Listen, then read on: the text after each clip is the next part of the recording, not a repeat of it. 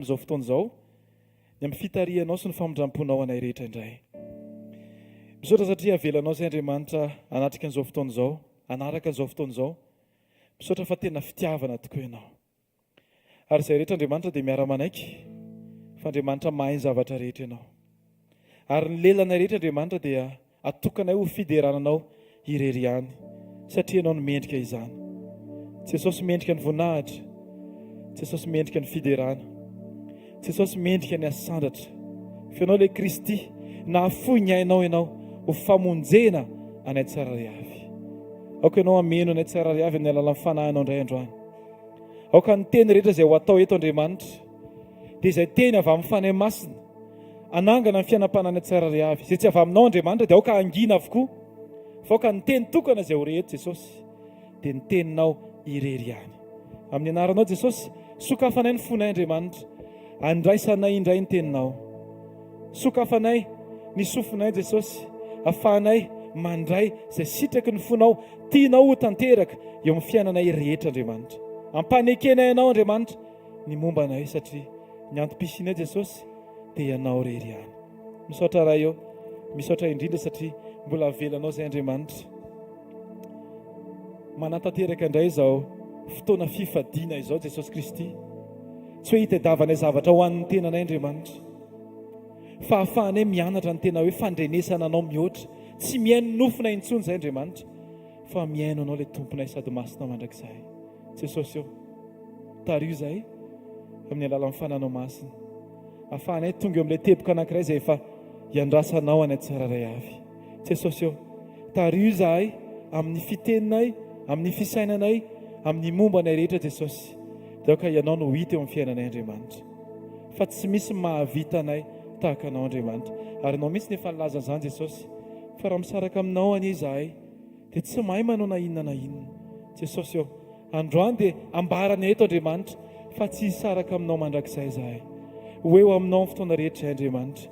Ninona mety endrika, mety hisy toma amin'ny fahavalo, mety hitariany ny fifantohanay tsy ho any aminao, dia tsy ahoanay izany Jesosy, fa izahay hifantoka aminao foana amin'ny fotoana rehetra Jesosy. Ianao ny fantohanay Andriamanitra, ianao ny mpanjinonay Jesosy Kristy, ianao ny ekenay Jesosy, ianao no ankatoavinay Jesosy, satria ianao nefa mpamonjy anay, ianao nefa ekenay Andriamanitra. Tsy mbola nahita fitiavana tahaka ny fitiavanao izay Andriamanitra, ary tsy hitady fitiavana ankoatra ny fitiavanao izay Jesosy, fa sahany mihitsy milaza fa ampy anay ianao Jesosy, tena ampy anay ianao Jesosy, ampy anay ianao Jesosy. Misaotra Jesosy ny amin'ny herinandro izay nahafahanay niatrika zavatra be dia be, nahafahanay nianatra indray ny amin'izany hoe fahaizanao mitondra, ny amin'ny fahendrenao Andriamanitra, nahafahanay nianatra ny fahatanterahany teninao izay norenesin'ny sofinay, tianay iraikitra ao anatin'ny fonay, fa tsy hoe ao anatin'ny sainay fotsiny. Jesosy eo, misaotra ny amin'ny teny rehetra izay nampitondra anao, mpanomponao ny sesesy. Misaotra ny amin'ny fanahinao masina izay mampianatra anay amin'ny fanomezam-pahasoavan'ny teny fahalalana, discernement. Jesosy eo, ampianaritra Jesosy eo, andanjalanja mandrakariva amin'ny alalan'ny fiasan'ny fanahinao masina, ka hihinana izay tokony hohanina rehetra Andriamanitra, ary tsy handray izay hitanao fa tsy mahasoa anay tsirairay avy. Amin'ny anaranao Jesosy, tario izay Jesosy, tario foana izay Jesosy, andeha amin'ny sitraponao isanandro isanandro. Misaotra raha eo ny amin'ny zavatra mbola tsy tanteraka eo amin'ny fiainanay, dia misaotra raha eo. Misaotra raha eo ny amin'ny mety hoe nofinofinay izay mbola tsy tanteraka, ary mety hoe tsy ao anatin'ny sitraponao fahatanteran'izany, dia misaotra anao izay Jesosy, fa zahay no ampianarina, fa tsy hoe ianao ny tendrena, tsy maintsy hanatanteraka ny sitraponay Andriamanitra.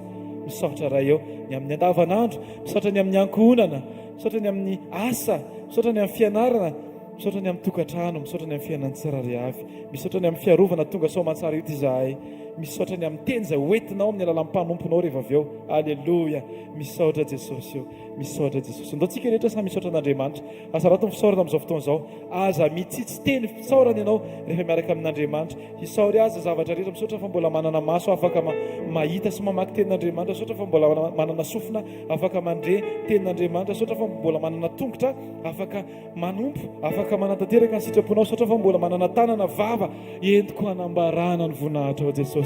Satria Jesosy, ny antom-pisiko tsy hanao ny zavatry ny tany, fa ny antom-pisiko dia anao ny etaetanao Andriamanitra. Ka sahako mihitsy miteny hoe izay tianao Jesosy atao androany, izay tianao Jesosy tanterahana indray androany, fa manaiky izay Jesosy no entinao eo amin'ilay toerana anankiray izay ahafahany Andriamanitra miona amin'ilay vinanao miafina ho an'ny tsirairay avy izay tiana ho tanteraka amin'ny anaran'i Jesosy. Inoko amin'ny finoko Andriamanitra ny anonako an'izany tanteraka ny sitraponao amin'ny fiainako amin'ity fotoana androany ity, eo amin'ny fiainana tsirairay avy amin'ity fotoana anio ity, amin'ny anaran'i Jesosy.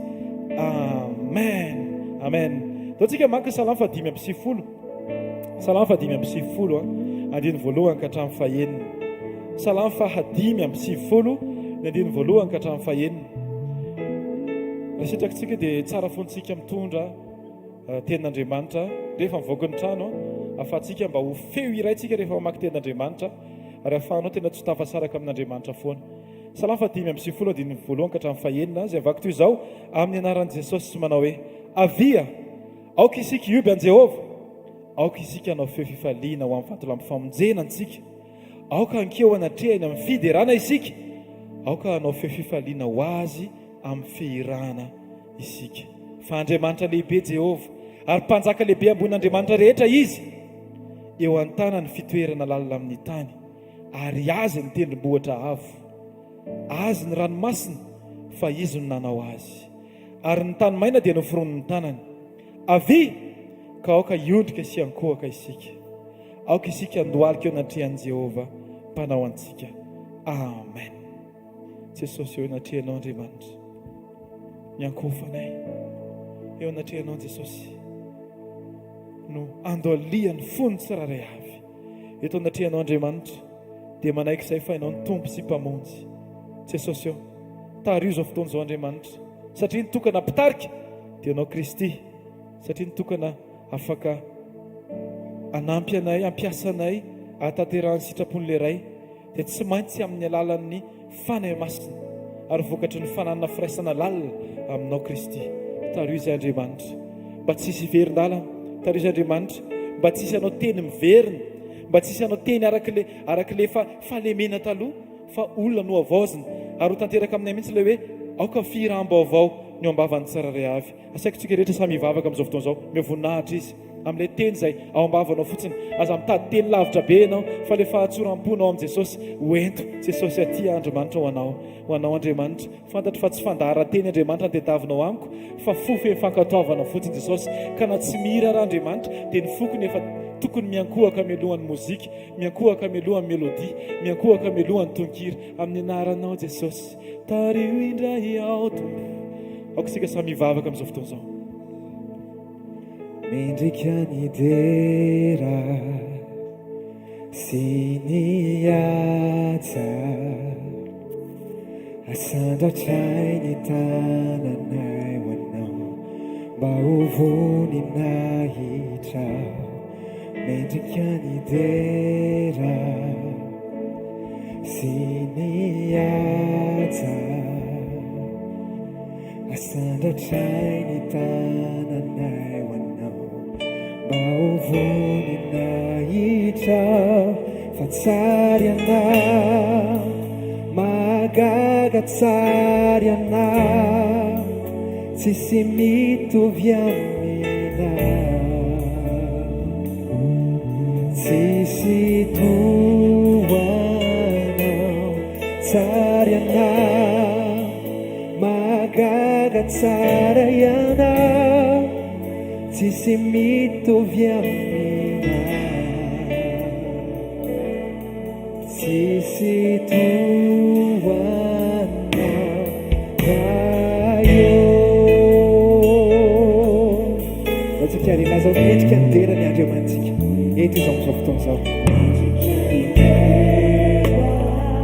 Afotsika manontolo, asandratray ny tanany ao anao Jesosy. Nao le Andriamanitra mendrika ny asandatra mandrakizay ao amin'ny fiainana, mendrika ny fiderana ianao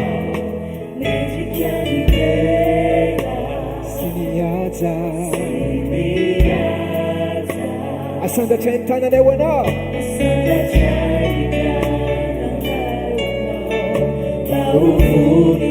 Fa tsara ianao Jesosy, tsara ianao, magaga tsara ianao, tsisy mitovy aminao Jesosy, tsisy mitovy aminao, tsisy toanao, tsisy toanao. Fa tsara ianao Jesosy, tsara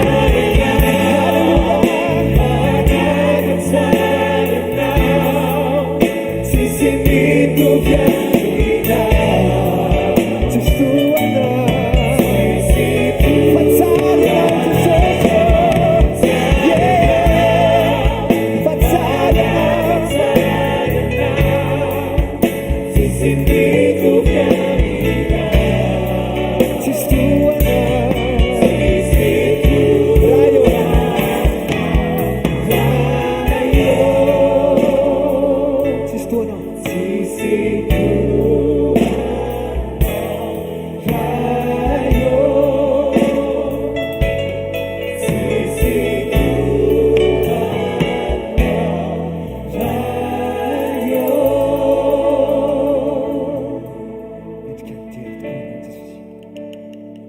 Ianao le mendrika tsy misy petiny ianao Jesosy. Tsisy kianina ianao Jesosy. Ilay zanak'ondry tsisy kilema Jesosy. Misaotra ny amin'ny famonjenao fa tsara tokoa ianao. Sady mpanao tsara isanandro izay dia miaina ny hatsaranao Jesosy isanandro. Ambaranay izany hatsaranao izany Jesosy. Fa tsara ianao sady mpanao tsara tokoa Jesosy. Ambaranay izany hatsaranao izany mandrakizay. Halleluja. Mendrika ny fankasitrahana anao Jesosy. Sanandro izay dia mila anao Jesosy. Mila ny fitarianao, mila ny fitantananao Jesosy. Tsy mahay mandeha irery izay Jesosy raha makivaky an'ity taona ity. Raha endrika ny fiainanay andavanandro Jesosy. Mila anao mihoatra indray izay Jesosy. Mameno anay fany masina. Halleluja. Isanandro Tompo mila anao. Isan'ora Tompo mila anao. Isa-minitra, isa-segondra Tompo mila anao. Isan'andro Tompo mila anao. Isan'ora Tompo mila anao. Isa-minitra, isa-segondra Tompo mila anao. Nifonosako ny fanahiko maniry mafy anao. Tsisy toerana takaloko eo anilanao. Feo akaikinao ihany Tompo no mahatsara ny toetra tsy ananaya. Isan'andro Tompo mila anao. Isan'andro Tompo mila anao. Isan'ora Tompo mila anao. Isa-minitra, isa-segondra Tompo mila anao. Isan'andro Tompo mila anao. Isan'ora Tompo mila anao. Isa-minitra, isa-segondra Tompo mila anao. Nifonisako ny fanahiko. Nifonisako ny fanahiko. Maniry anao. Maniry mafy anao. Tsisy toerana takaloko eo anilanao. Eo akaikinao ihany Tompo no mahatsara ny toetra tsy ananaya. Isan'andro Tompo mila anao. Isan'andro Tompo mila anao. Isan'ora Tompo mila anao. Isa-minitra, isa-segondra Tompo mila anao. Isan'andro Tompo mila anao. Isan'andro Tompo mila anao. Isan'ora Tompo mila anao. Isa-minitra, isa-segondra Tompo mila anao. Nifonisako ny fanahiko maniry mafy anao. Tsisy toerana takaloko eo anilanao. Eo akaikinao ihany Tompo no mahatsara ny toetra tsy ananaya. Ny toetra tsy ananaya. Ny toetra tsy ananaya. Tsika ny toerana ilaza hoe isan'andro Tompo mila anao. Isan'ora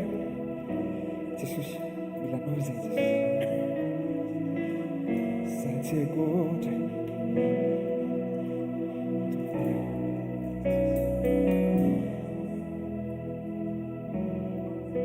Sanura,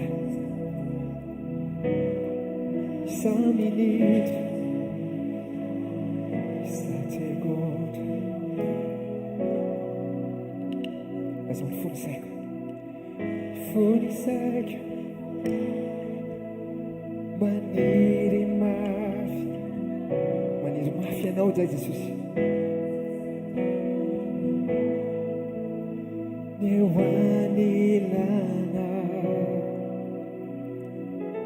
eo akaikinao ihany Tompo no mahatsara hitoetra tsy hananaya.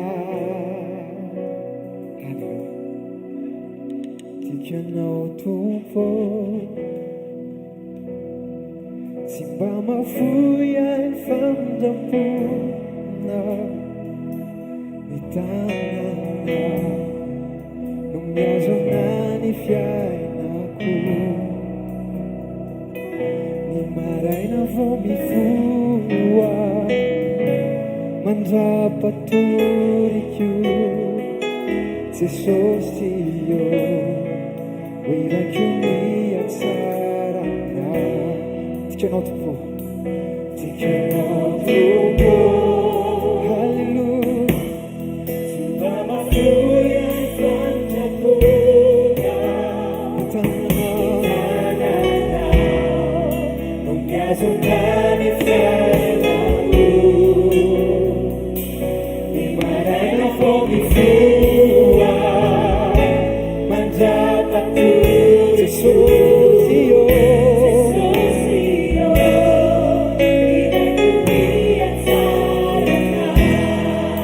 Tokianao teo fiainako Jesosy,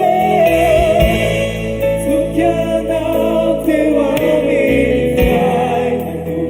Nasenao efa tsara, nasenao efa tsara.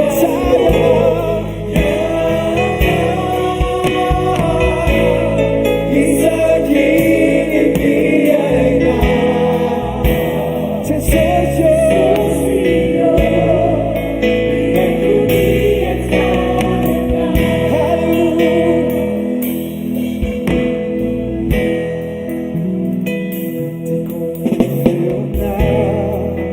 Mitondra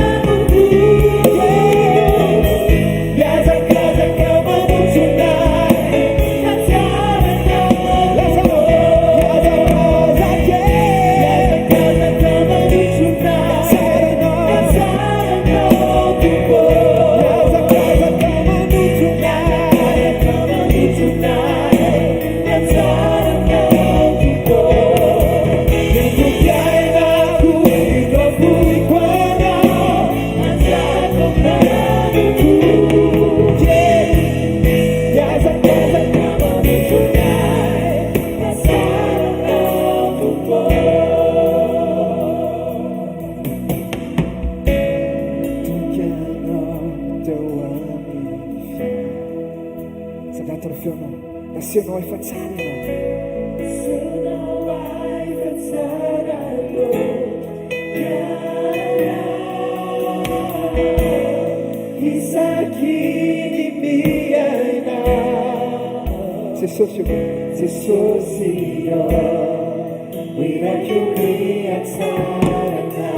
Jesosy io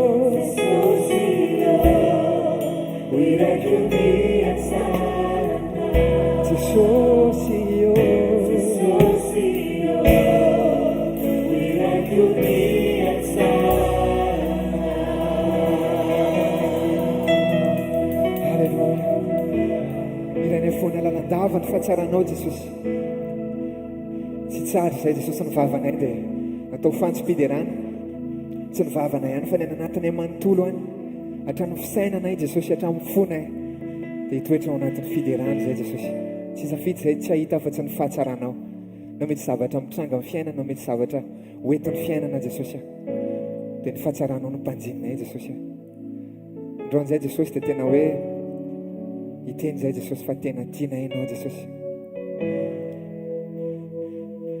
tsy zay nefa ny tianao taloha fa ianao nefa tianay anao nefa nanolotra ny anao famonjenanay Jesosy ka hatramin'izao fotoana izao anao dia manomana fitoerana ao anay Jesosy ary efa ho avy tsy ho ela ianao Jesosy ampiakatra anay Jesosy androan'izay dia mba hiteny koa hoe tianao zay Jesosy satria fantatra efa tianao zay halleluja tiako ianao mihoatra ny zavadrehetra tiako ianao mihoatra ny riny fo tiako ianao mihoatra ny tenako tiako ianao tiako ianao tiako ianao tsika rehetra tena tiako ianao tiako ianao mihoatra ny zavadrehetra tiako ianao mihoatra ny riny fo tiako ianao mihoatra ny tenako tiako ianao tiako ianao tiako ianao teraiky amin'ny foko rehetra teraiky amin'ny fanahiko teraiky amin'ny fiainako teraiky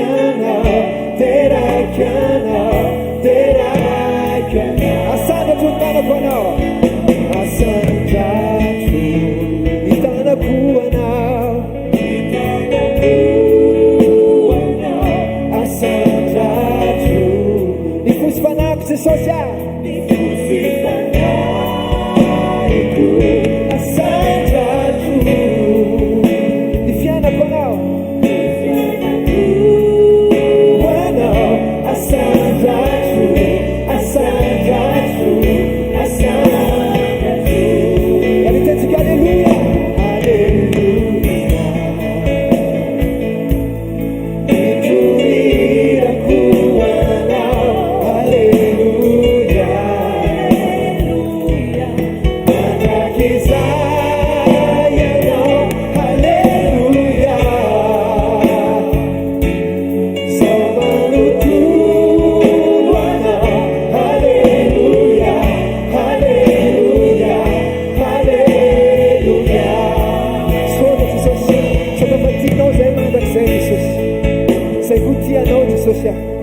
mafuna mantolo Jesosy nilazanay an'izany mombany mantolo miankohaka ao anaty anao Jesosy arasaonao mifakasitrahana mandraka zany tianay ianao Jesosy ianao le iza zay kao mandraka zany mendrika misaoranao mandraka zay Jesosy halleluja misaotra Jesosy tiako ianao Jesosy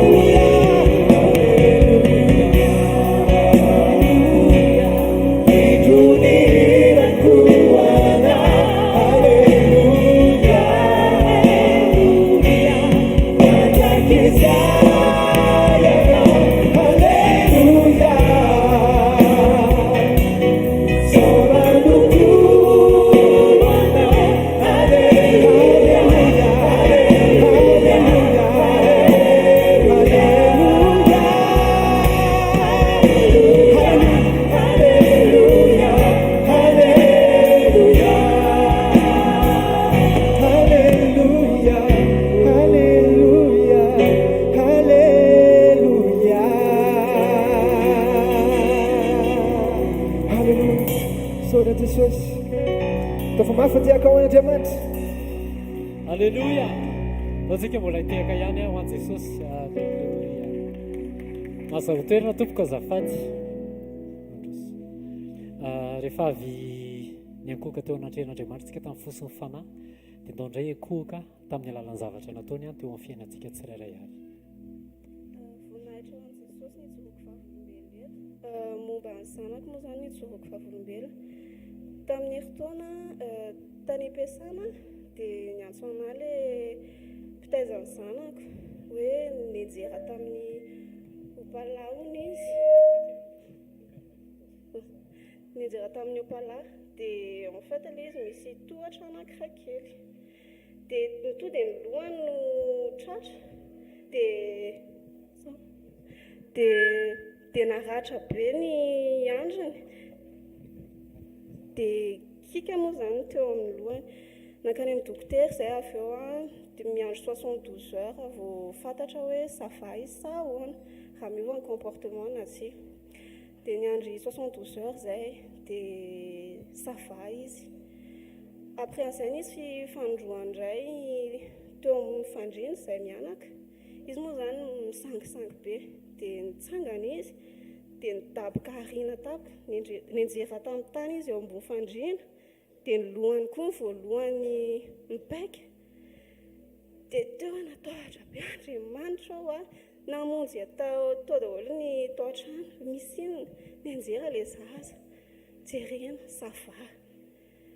Dia tamin'ny 10 volana ity indray teo tokotany izay telo mianaka dia nivadika sy ilay zanaka moa izany teo amin'ny tohatra dia nidina izy dia nianjera indray koa lohany voalohany niandry ny kika kely fa voatatin'ilay vadiko izy dia fanefany moa izany voaingany tamin'ny herinandro angambany tao an-dakozia izay izy alavi-davitra dia ny fatana teo miaraka amin'ny lapoaly misy menaka efa somary mafana tapitapoka teo izy teo akaikiko ny silifatra dia ny lohany voalohany teo amin'ilay fatana fa ohatrany nisy hitako ilay izy ilay lapoaly nisaka kely ohatr'izao fotsiny dia ozy hoe ohatrany marefazany hoe mila mijoro vavolombelona ianao ozy izy fa Jesosy no miaro an'io zaza io. Dia teo moa izany mivavaka misaotra ho Jesosy ianao miaro anazy foana Isaka mivavaka koa za dia mangataka amin'ny Jesosy foana hoe arova izy Jesosy isan'andro isan'andro, fa tsika na dia mitandrina ary na hoe mijery anazy eo hoe eo akaikiny foana, tsy mahavita hoe une seconde fotsiny dia fa mianjery izy na ohatr'izany. Fa tena hoe Jesosy no miasa ny zanakitsika dia mila mivavaka foana tsika ho an'ny zanakitsika dia voninahitra irery ihany ho an'i Jesosy. Antsika hiteka mafy ho an'i Jesosy ny amin'ny fierovany any ankonantsika tsirairay avy. Fijinoa vavolombelona manaraka tompoko azafady. Alleluia. Voninahitra ho an'Andriamanitra irery ihany no ahafahako mitsoky vavolombelona eto. Tena hoe mahatoky Jesosy fa ny zavatra an-trango ohatr'izao izany, misy zanakay faharoa izay any ivelany dia mafy be ilay fianarana dia misy projet izay izany ataony miprofy anazy 3 mois avant ny androany izany. Dia io nefany izay matière izay tena hoe tsy rattrapable fa raha vao miéchoué zany izy dia mamerina kilasy. Dia nefany io efa navoana azy tamin'izy première année, donc izy zany tsy afaka midouble intsony. Dia nandeha ny fotoana dia nanao an'ilay projet izy zany dia isaky mipasse correction dia non ça ne va pas, tsy mety io sy ohatr'izany. Dia nefany ny examen io projet io efa amin'ny 21 dia ny zavatra nitranga zany tena tamin'ny latsinainy izy tena hoe j'en peux plus aussi izy tena hoe ohatra se trouver amin'ny impasse aussi izy za aussi izy tena hoe soit je rentre soit je me réoriente fa tena tsy vitako tsony fa ça me donne trop de stress. Dia nampahery azy tamin'ny teny moa izay zany dia avy eo nidresaka tamin'ny pasteur Jao tamin'ny talata. Nidresaka tamin'ny dada koa dia nidresaka tamin'ny pasteur Njiva hoe ndao tsika mba hiaraka hivavaka ho anazy. Dia nisy tenin'Andriamanitra nentin'ny pasteur Rodolphe tamin'ny 20 août 2021 hoe ty aussi izy pasteur Jao tonga dia alefaso any dia asevenony. Dia nenony zany le izy dia nataony en boucle dia misaotra betsaka aussi izy fa tena nampahery be ana le izy. Dia rehefa avy eo zany miraculeusement tena hoe nivaly le zavatra ohatrany hoe nisy déclic tonga dia hainy ny zavatra bloqué hoe tao anatin'ny 3 mois. Dia le mpampianatra zany tamin'ny latsinainy efa niteny hoe c'est pas la peine de continuer aussi fa tu passes à autre chose fa ohatrany hoe tu vas pas t'en sortir zany fa nefany tao aorianan'izay vavaka izay dia tena hoe niasa Andriamanitra dia tena hoe nety le izy vao mivoaka izy zao dia vao miteny anao hoe ça c'est vraiment très bien passé. Dia tena hoe voninahitra ho an'Andriamanitra fa ny zavatra tao anatin'ilay izy zany tena tiako hijoroana vavolombelona eto.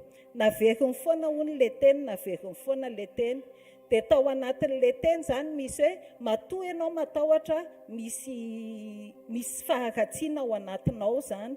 Dia nanontany tena hono izy hoe fa maninona ary amin'ny matahotra, pourquoi hoe je stresse foana fa inona zany le faharatsiana. Dia vavaka hono izy hoe Jesosy asehoy anao hoe inona le faharatsiana. Dia izao napetraka Andriamanitra tao anatiny vao napetrany nomeny ana tamin'ny maraina zany hoe ny ao ambadiky ny tahotra io dia misy fierté sy orgueil. Dia izay aussi izy niatole izy dia izay mampatonga an'ilay izy hoe bloqué foana zany bloqué. Dia avy eo izy ny tena anao hoe neno izy tsy maninona tsony izay tsy important tsony mivavaka ho an'ilay projet fa eto ambavaka mba ho afaka amin'izay orgueil izay fa izay izao ny important. Dia voninahitra ho an'i Jesosy fa vao eo izy zany passe correction dia tsara Andriamanitra. Alléluia. Misy témoignage anonyme aloha ty hitanareo le resaka hoe j'en peux plus, j'en ai assez, j'en ai marre. Tsy Jean ilainao fa ny cousin any Jesosy Kristy avy any Nazareta. Mba tsy etsatsetsy tsy aritra ino ajanono ny fiantsoana Jean isaka misy situation fa Jesosy Kristy avy Nazareta no ilaina antsoina. Alléluia. Témoignage anonyme tahaka izao le izy. Alléluia. Aiza izy teo.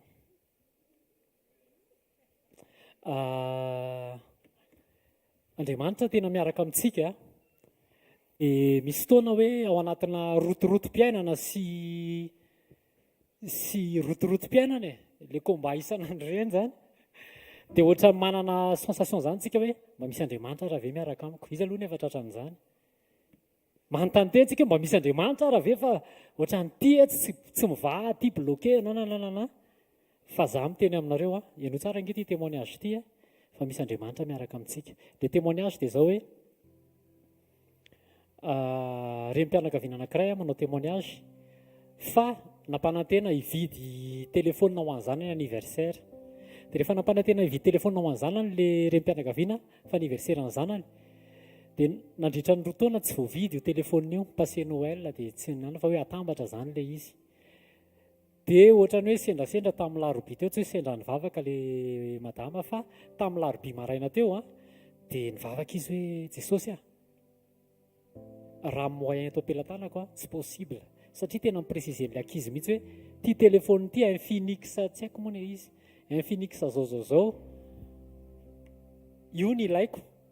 Dia nivavaka hono le reniny tamin'ny larobia hoe Jesosy tena ampahitao fity fa raha ampahitanao fity hividianako ny telefôny io dia hividianako an'io ny zanako. Tany am-piasana le mamany dia inona ny zavatra antranga naneno ny ana hoe tondra kara-panondro vendry avy hoe aty dia nakany. Dia inona ny zavatra antranga vola efa tsy napozina ho débloqué mihitsy no débloqué ny Jesosy tamin'iny andro iny. Ty hafa ianao mafy ho an' Jesosy. Zavatra ohatrany hoe ty ampiseho zany Andriamanitra hoe tsy ianao nge tsy henoko fa mety hoe le zavatra angatanao angambany tsy atao poky ve ohatra. Ty ampiseho koa izy hoe mihaino anao mihaino mivavaka ao fa azakivy aza reraka. Vavaka faharoa izay nivalian'Andriamanitra tamin'ny fahatany misy prahavavy, ataoko hoe prahavavy sa prahavavy mpanambadiana, dia nanala zaza foana le anankiray nanambady dia nanala zaza dia tsy nety afaka le zaza. Dia rehefa tsy nety afaka le zaza dia niteny ny maman'le vehivavy hoe to tiako io tezaiko fa aza sorona tsony dia teraka somantsara ihany dia nitezain'le maman'le anankiray. Dia rehefa nitezainy dia navesatra tao ampon'le vehivavy anankiray le tsy nanala zaza zany hoe Jesosy mba tsarovy iny, tsarovy lasa mivadika ina moa zany vesatra etaeta-panahy ho an'le olona le nandalo tao anatin'le fanalan-jaza zany. Dia teny ny fotoana tamin'ny faraparan'ny taona teo, tamin'ny herintaona akory ny agagana fa miaraka amintsika eto le vehivavy. Ndolotsika tiaka mafy an' Jesosy tonga eto le olona manaraka fotoana. Tena hitako hoe mihaino vavaka antsika Andriamanitra, tena mihaino Andriamanitra. Témoignage iray farany nisy olona tao anatina orinasa anankiray, nisy problème tsy résolu tao anatin'ny journée nefa olona efa enjana be no mitraité an'le dossier. Dia nandalo le mpanompon'Andriamanitra sy andranidra tao anatina birao, tao anatin'le birao an'le olona ataoko hoe expert amin'le izy. Dia mipetraka eo fotsiny le olona dia mifampiresaka tsisy idirany mihitsy.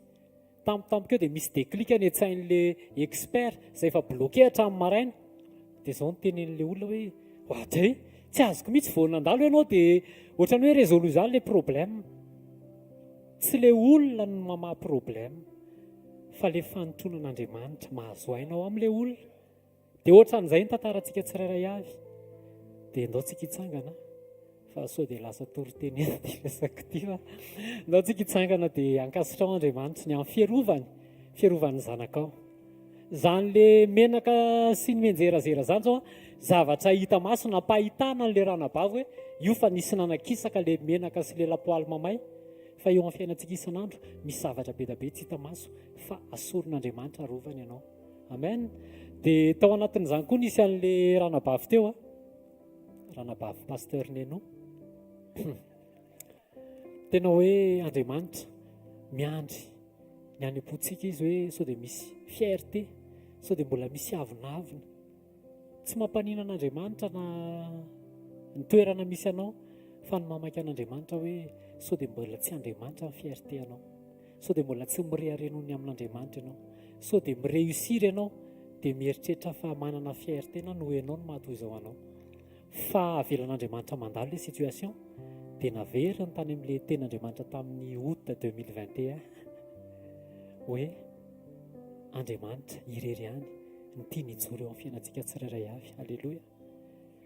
Dia ilay témoignage farany teo ilay olona entinao amam-bavaka, mihaino Andriamanitra, etaeta-panavy, sao dia miaro asosorana, sao dia miaro tsisy haromotanao amin'ny tombo izany aloha, fa sao dia miaro asosorana, sao dia miaro atezerana, sao dia miaro fahalotom-po.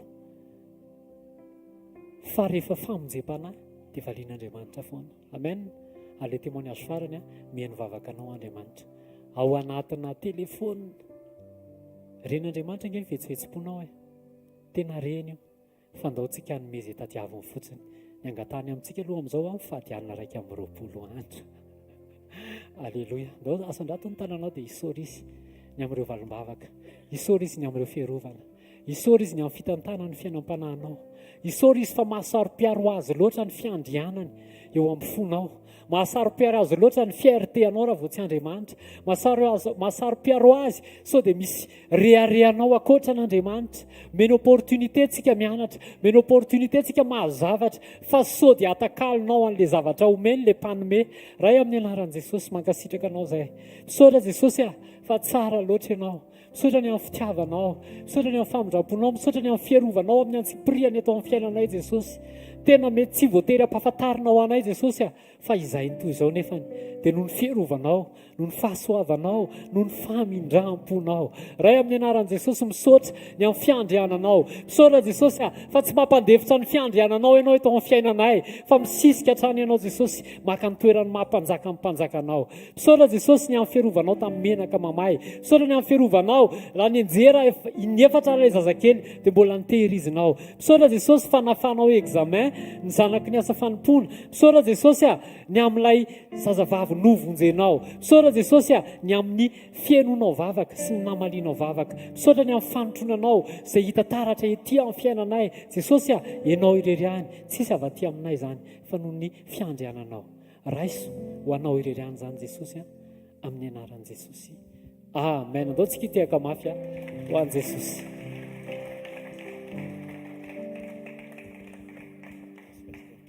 Asitehaka mafy tsara ho an'i Jesosy.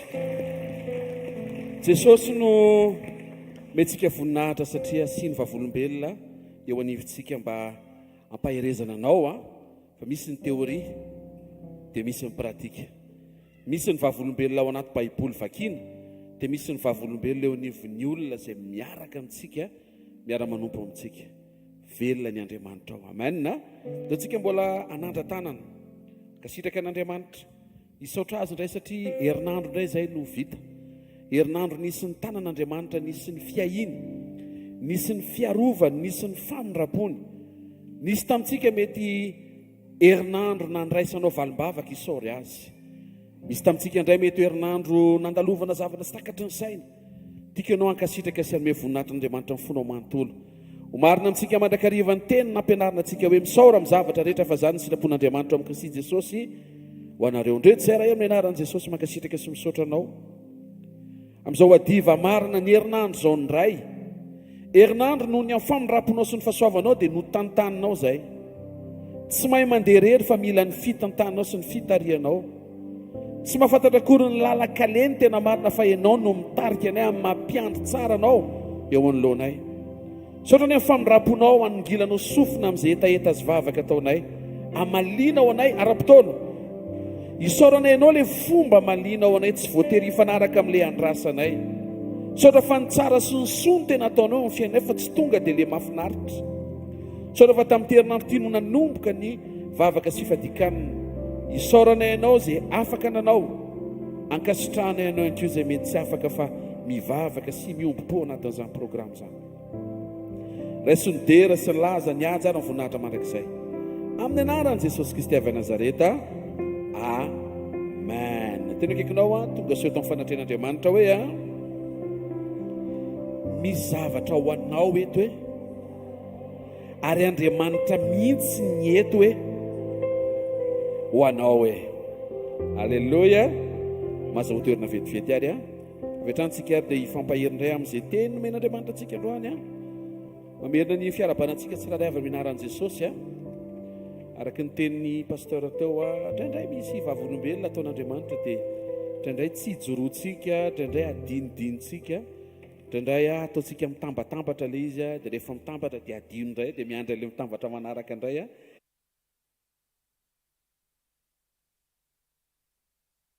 Mijoro vavolombelona zany ilay tiako hitsantsiana ny resaka angambany, mijoro vavolombelona fa averintsika amin'i Jesosy ny dera sy ny laza ampaherin'ny namantsika fa miasa ny Andriamanitra tsy hoe velona fotsiny izy fa miasa ihany koa. Amen.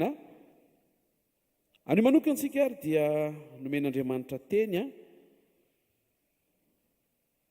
Alleluia. Loha hevitra anankiray a nampitondraina ny lohateny hoe voalohany miaraka amin'Andriamanitra.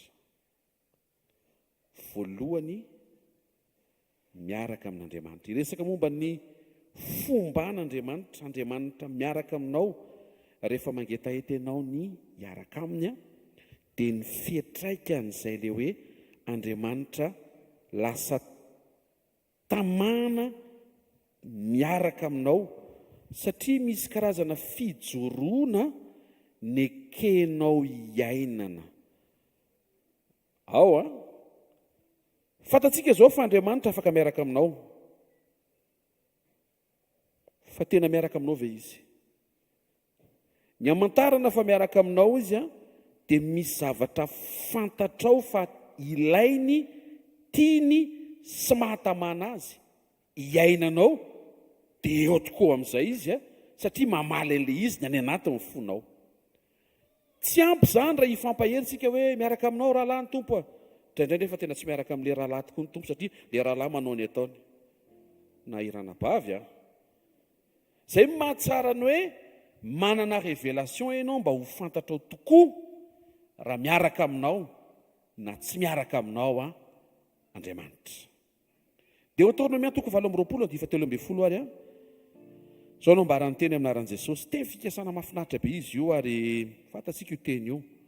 Zao ny voalazany teny aminaran'i Jesosy hoe dia ataon'i Jehovah ho lohany ianao fa tsy ho rambony. Teny kaikinao a ho ataon'Andriamanitra lohany ianao fa tsy rambony hoe avereny zay dia tsy ho firantsara izy ho lohany ianao fa tsy ho rambony hoe amen. Ataon'Andriamanitra lohany ianao rehefa miaraka aminao Andriamanitra, rehefa mombanao Andriamanitra.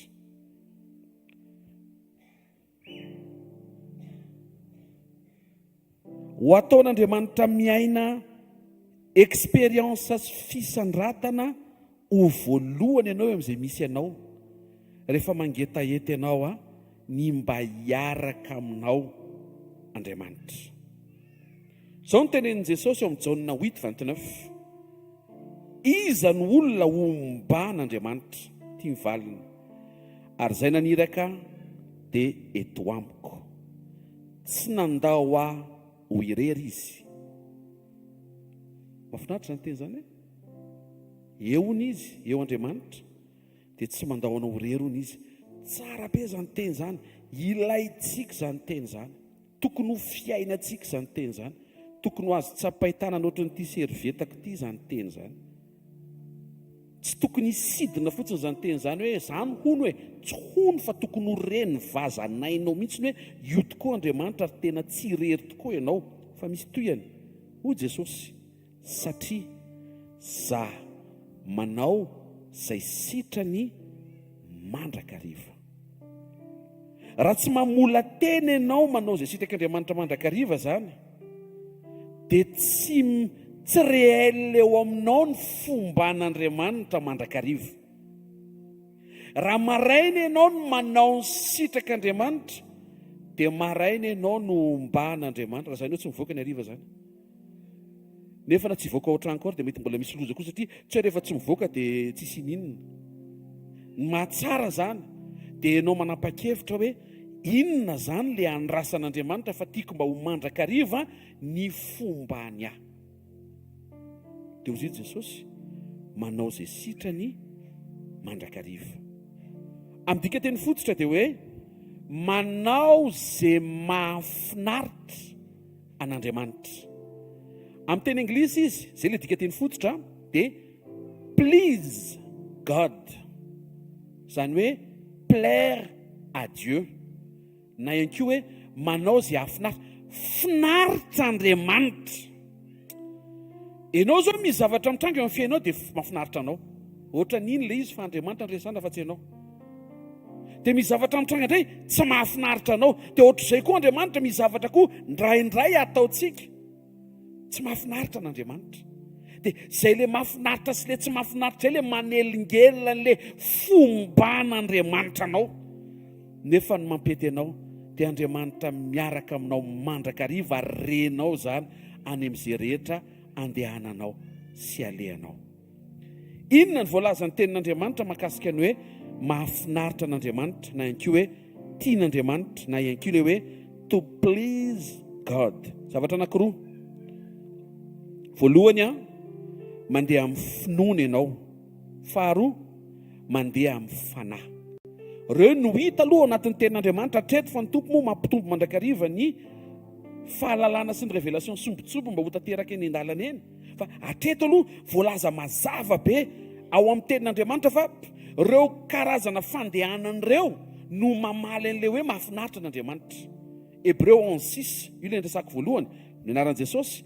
Faratsy amin'ny finoana tsy misy azo atao mihitsy hahatonga an'Andriamanitra ho finaritra aminao. Tsy misy azo atao azahoana sitraka aminy. Fa izay manantona an'Andriamanitra dia tsy maintsy mino fa misy izy sady mpamaly soa izay mazoto ny mitady azy. Rehefa mandeha amin'ny finoana ianao mandrakariva. Inona dikany hoe mandrakariva? Maraina, atoandro, hariva, alina, mifoha indray dia mandeha amin'ny finoana foana.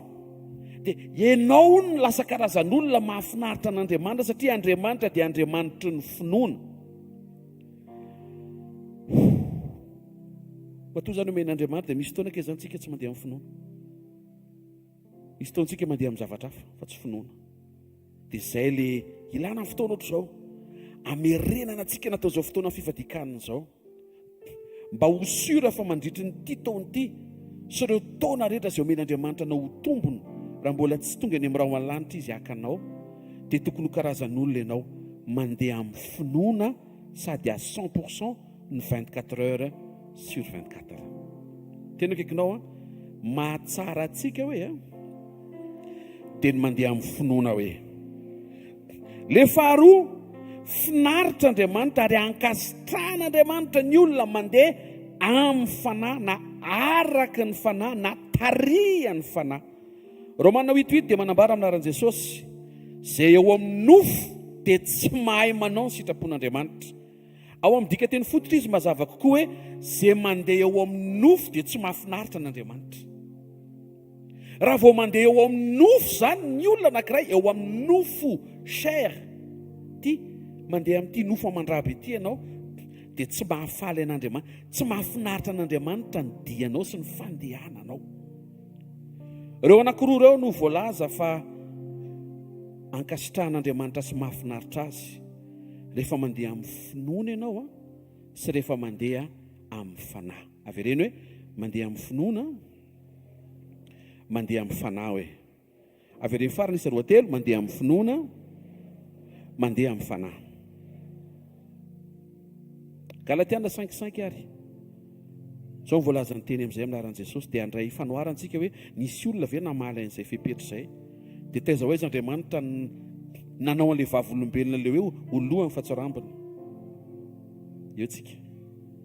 Andriamanitra mantsy manana programa unika be ho anao, programa manokana tsy hitovizanao amin'ny hafa. Izay mahatonga n'Andriamanitra maika te ahita an'ilay fepetra mba ho valinao ahafahan'Andriamanitra mamoaka an'ilay apa lohany ianao amin'ilay zavatra spesifika anankiray izay tsy hitovizanao amin'ny olona. tena kaikinao tian'Andriamanitra ho lohany ianao hoe eto zany zao tsy any amin'ilay hoe olohany amin'ny fananam-bola ohatra efa tsy hainao aloha iny olo-kafa iny zao ary mety olo-kafa tsy mivavaka mihitsy tsy izay ho hitantsika rehefa aveo ilay izy fa mahafinaritra be satria ay Andriamanitra ke rehefa nanao anao dia manana programma sy planina ary faly izy raha mba tanteraka izany mandritra n'izao fivahinianantsika izao fa tsy hoe velombelona fotsiny isika dia hoe sauve fotsiny tsy hoe sauve fotsiny fa mba tanteraka ilay programma pikasana tao am-pon'Andriamanitra hoe ianao io ho voalohany amina programma anankiray izay zay tena kaikinao ianao io hoe tian'Andriamanitra atao voalohany amina programma anankiray izay hoe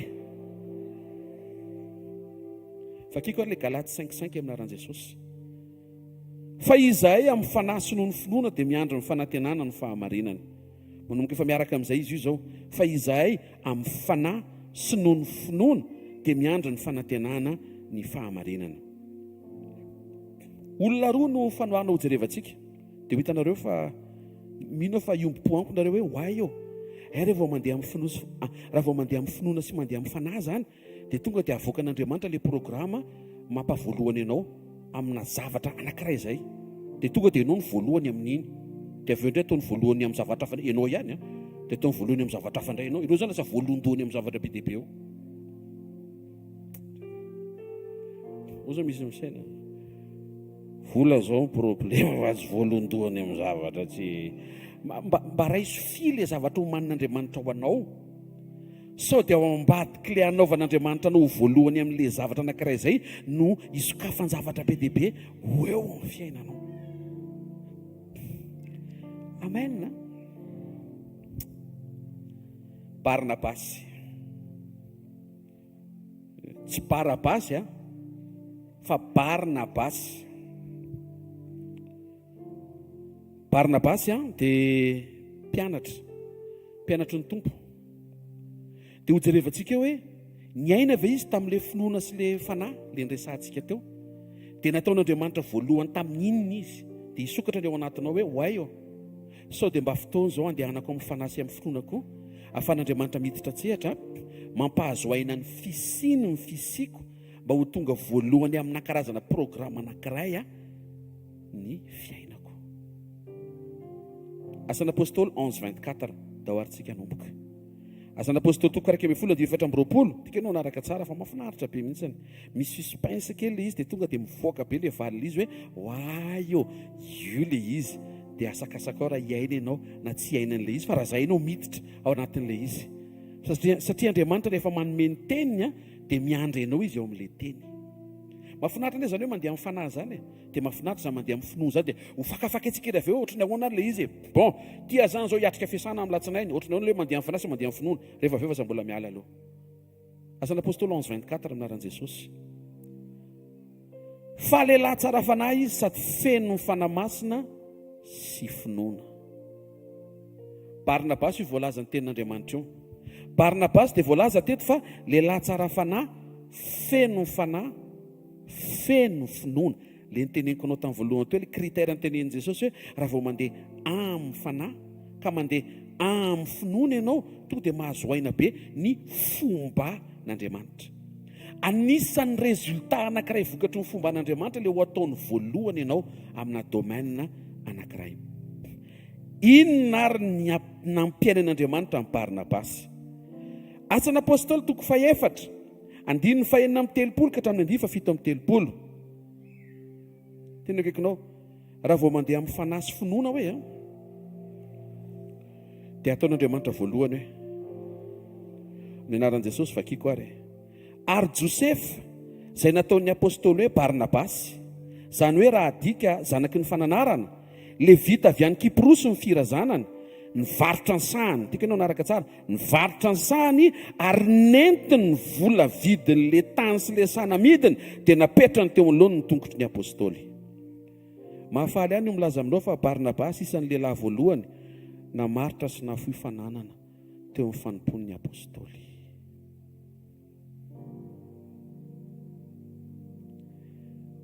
Pionnier izy amin'ny teny frantsay. Zany hoe ianao no manao ny voalohany dia lasa mitaratra ny aty aoriana dia maninona? Manaraka. Barnabasy dia isan'ny lehilahy voalohany nahafoy fananana. Te hiteny aminao fa mikonty be zany. Izy zany tsy nahita vonanao, izay amin'izay ilay antom-pisiana mampiavaka anao. Misy karazan-javatra zany tsy avy amin'ny fientanana no anaovanao an'ilay izy, fa efa napetraka Andriamanitra ao anatinao, avoaka an'Andriamanitra rehefa miaraka amin'ny tsara ianao mba ho tonga fampahirezana ho an'ny hafa. Tao aorianan'io namaritra fananana daholo koa mpianatra maro samihafa tao anatin'izany Ananias Safira. Ananias Safira tsisy ny voalohany. Probleman'izy mivady moa zany le hoe namaritra izy dia nandainga izy nefa afaka nyteny izy hoe tsy izy rehetra io, afaka nitsotrana izy. Fa nandainga izy namitaka izy dia maty izy. Fa natonga zareo nanana farisipoany me nahita an'le modely napetraky Barnabasy.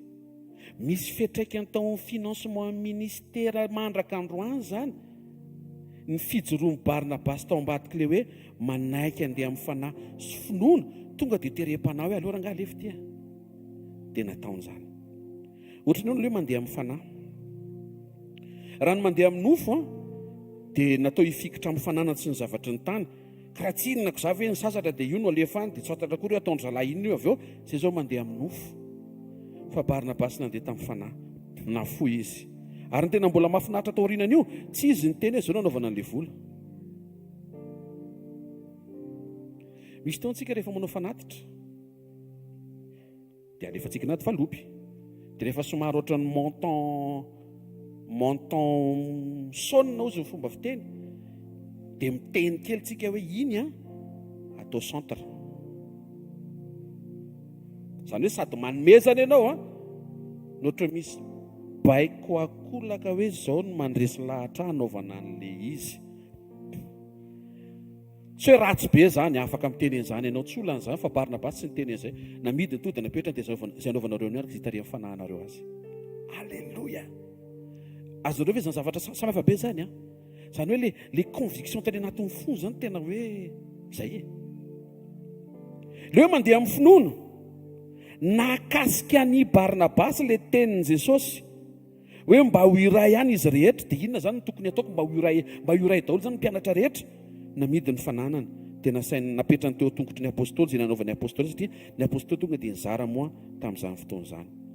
Za mahita fa reny Saoly io resaka io hoe misy olona manomboka mivarotra fananana dia ateriny zareo eo amin'ilay mpino an' Jesosy dia ozy izy Saoly sady tsy vita nefa manala ny olona amin'ny finoana judaisme zany Jesosy, fa mbola manova ny olona anao fanomezana ho amin'izay endrika fiangonana voalohan'ny sekta zay. Io resaka vola io mantsy ny tena mampiakatra tambavy.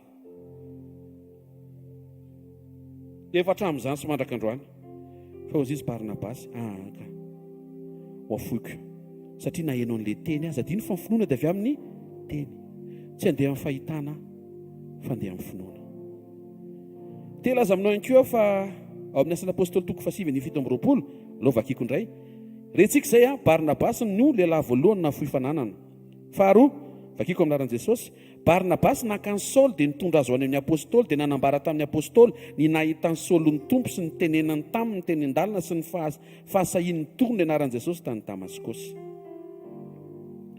Barnabasy no mpino voalohany ny amin'ny fiovahan'ny Paoly. Mety teny ianao dia hoana Ananiasy efa fantatra fa tsy ninoko. Fa noho ny amin'ny obéissance dia tsy maintsy nandeha. Fa i Barnabasy vao naheno hoe le Saoly mpanenjika eny eo lasa Paoly an' Jesosy dia Barnabasy tonga dia nino mora mino fiovan'olona ratsy toetra.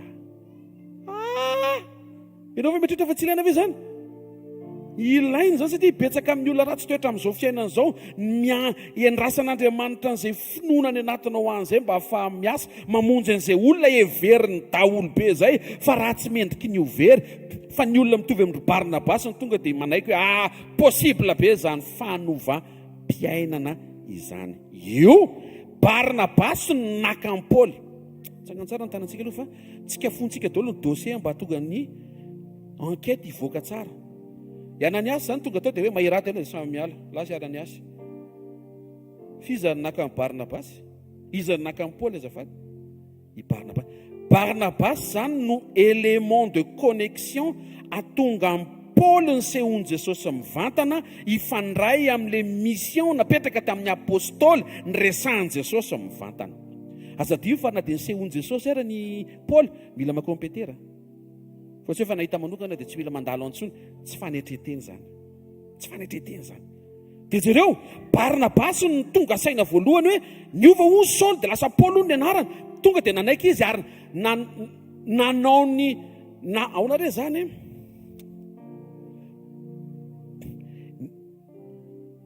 nataony en jeu ny fiertéany sy ny confiance-ny ary ny crédibilité-ny. Raha sanatria izany tokoa ka tsy zay ary Paoly. Nefa ianao zany hijoro avolombelona tena niova tena mba marina maly tena niova io e. Nefa olona tsy niova kay fa tsy nahoan'ny Barnabasy satria Barnabasy nandeha tamin'ny fanahy sy nandeha tamin'ny finoana.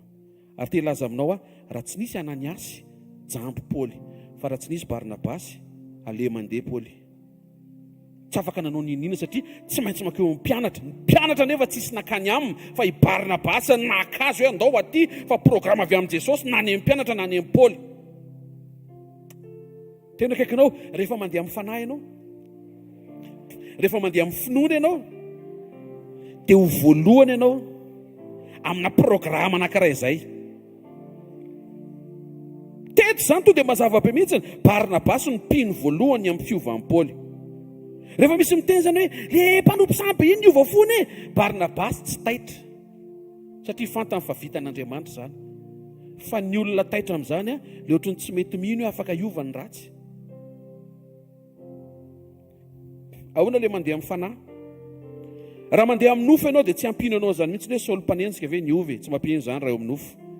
Fa raha mandeha amin'ny fanahy ianao dia atsiaro fa hain'ny fanahy masina ny mamangy sy manova nizaniza. Misy olona izay zao tena tsy levo ny vavononao mihitsy. Afaka hovain'Andriamanitra izay olona izay ohatry ny ahafahan'Andriamanitra manova anao. Misy olona izay zao tena mety eritreretina mihitsy hoe iny angambany tsy avitra tsony. Za teteny fa mbola afaka no avitra izy. Sao ny teny voarainao androany amokafanao ny fonao mba tonga anao afaka hiary asa amin'Andriamanitra, amonjen'Andriamanitra an'ilay olona ohatrany tsy tianao iny. Enao mihitsy ny fantsona tsara fa enao mihitsy ny tena tsy tia azy.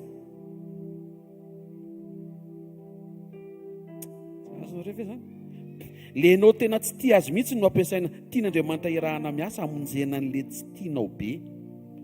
Na taty 21 jours ty tsy tokony isy tsony zany hoe ianona tsy tiako, ianona tsy tiako be, ianona tsy tiako tsony. Dinio tsara ny tenanao fa tsy maharina zany. Tsy mitombony zany fatsapanao zany. Hoe ianao teo any amin'ny mandrakizay miaraka amin'Andriamanitra fitiavana nefa ao anatinao misy zavatra mbola tsy zakanao aman'olona. Hoe tao anatrihan'i Jesosy dia mivavaha. Mandeha amin'ny finoana. Nahakasika ny Barnabasy ny tenin'i Jesosy tamin'ny Ananiasy satria tsy maintsy mifampihany teo fa ina marina ny tenen'ny Tompo taminareo ty e. Teo izy Barnabasy tena Jesosy fitiavana afaka mamangy sy manova fahavalo ho tonga mpianatra. Tsy nandeha tamin'ny fahitana izy. Raha ny fahitana mantsy reto ny matony Saoly, reto ny enjehany, reto ny vinony, reto ny kapohany, raha ny fahitana ny maso. Fa rehefa mandeha amin'ny finoana, zao ny lazain'i Jesosy. Fanaka voafidika eo, hitondra ny teniko sy vavolombelona any amin'ny jiosy, jentilisa sy ny mpanjaka. Vao nahenao izay Barnabasy tonga dia nijanona teo, oke namana eo, mandeha amin'ny fanahy sy mandeha amin'ny finoana. Afaka mbola toiziko ve? Ao ariatsany koa fa tsisy namana zany fa. Afaka mbola toiziko ve? Asan'ny apôstôly 13:2. Naran'i Jesosy, raha nanao fanimpom-pivavahana ho an'ny tompo sy ny fadianiny ireo, dia ho fanahy masina atokany ho a Barnabasy Saoly, anao ny asa izay efa niantsoko azy. Dia ilaza aminao fa Barnabasy koa dia isa misionera voalohany. Ianao ve dia tsy mampitily tanao ve zany hoe fa manino io olona anankiray io dia manana awards anankitelo. Sady voalohany izy tamin'izay nanaiky fa niovy Paoly. Voalohany izy tamin'izay inona le faharoa? Tamin'izay nahafoy fananana dia mbola voalohany ry izy lasa misionera. Dia dretsika izy mieritreritra eny rele mpanomera inany any avy eo no omena andraikitra. Tonga dia tanao saina maloto, tsy vonona ndray le témoignage hoe olona manana fo tsara ane le olona fa tsy hoe olona kilondondonina eny fotsiny. Fa olona misafidy izy hoe za tsy handeha amin'ny nofo, za handeha amin'ny fanahy, za tsy handeha amin'ny fahitana, za andeha amin'ny finoana to dia mitsangan'Andriamanitra premier ianao tsy amin'ny zavatra anankiray fo Barnabasy fotsiny tonga dia izy voalohany nanana fahatakary nanatitra sy afoy fananana le tao ariana satria nanatitra Barnabasy dia voentana mba hanatitra koa fa le nanatitra voalohany sisy mpanentana tonga avy any tonga dia tia misy tanina mi tonga tia mivokatra ty zay fotsiny gagadolo io ny fihininy ty vidin'ny tany ty ay azo atao zany zay vao nanao daholo ny rehetra avy eo indray ny ova mosoly Barnabasy rehetra ny teny marina zany andao alaiko izy dia netiny teo amin'ny apôstôly rehefa raikitra amin'izay ny hoe mila miparitaka amin'izay fitondrina filazantsara fa tsy atao Israel rehetra sisa dia izy indray ny mbola voatendry misionera voalohany le hitan'Andriamanitra fa le mandeha amin'ny fanahy sy le mandeha amin'ny finoana tena akaikinao mety ho eto foana ianao hoe fa tsy mandeha amin'ny fanahy tsy mandeha amin'ny finoana dia tsy tafiditra hoe teneno izy mety androany ianao vao tonga hoe fa manaiky andeha amin'ny fanahy manaiky andeha amin'ny finoana dia ataon'Andriamanitra voalohany hoe tsy mahentehaka ao an'Andriamanitra mandeha amin'ny fanahy raha tokony ho izy avy nanatitra n'izany fananam-be zany mba tokony ho sakay zany santra ny tokony ho atao anaran'ny Barnabasy président comité mpanitarana ny asa fanompoana lehibe an'ny fivoriana eny ambony latabatra mihevitra amin'ny fampivoarana ny fanjakan'Andriamanitra raha mandeha amin'ny nofo fa izy ny fanamasina missionnaire terrain commando atsipa eny ambony rano tsy misy parasita mba manana maizy azy any Barnabasy sahoana matoy izy avanga varitra tany manana maizy azy izy fa rehefa tonga amin'ny fanendrena tsy miteny maizy azy eo amin'ny nofo fa tsy maintsy miteny maizy azy avy amin'Andriamanitra hoe nilako anao tsy PDG fa missionnaire ka eto sao misy PDG BDB na mety DG na mety tsy haiko directeur inona indraindray Andriamanitra tia hanindry ny missionnaire anie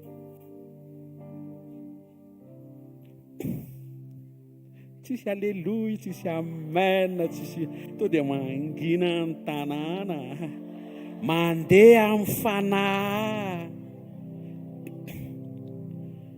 resaka finoana reslahatra Barnabasy fa mission avy amin'ny Jesosy nemy Paul makany amin'ny Gentilisy reslahatra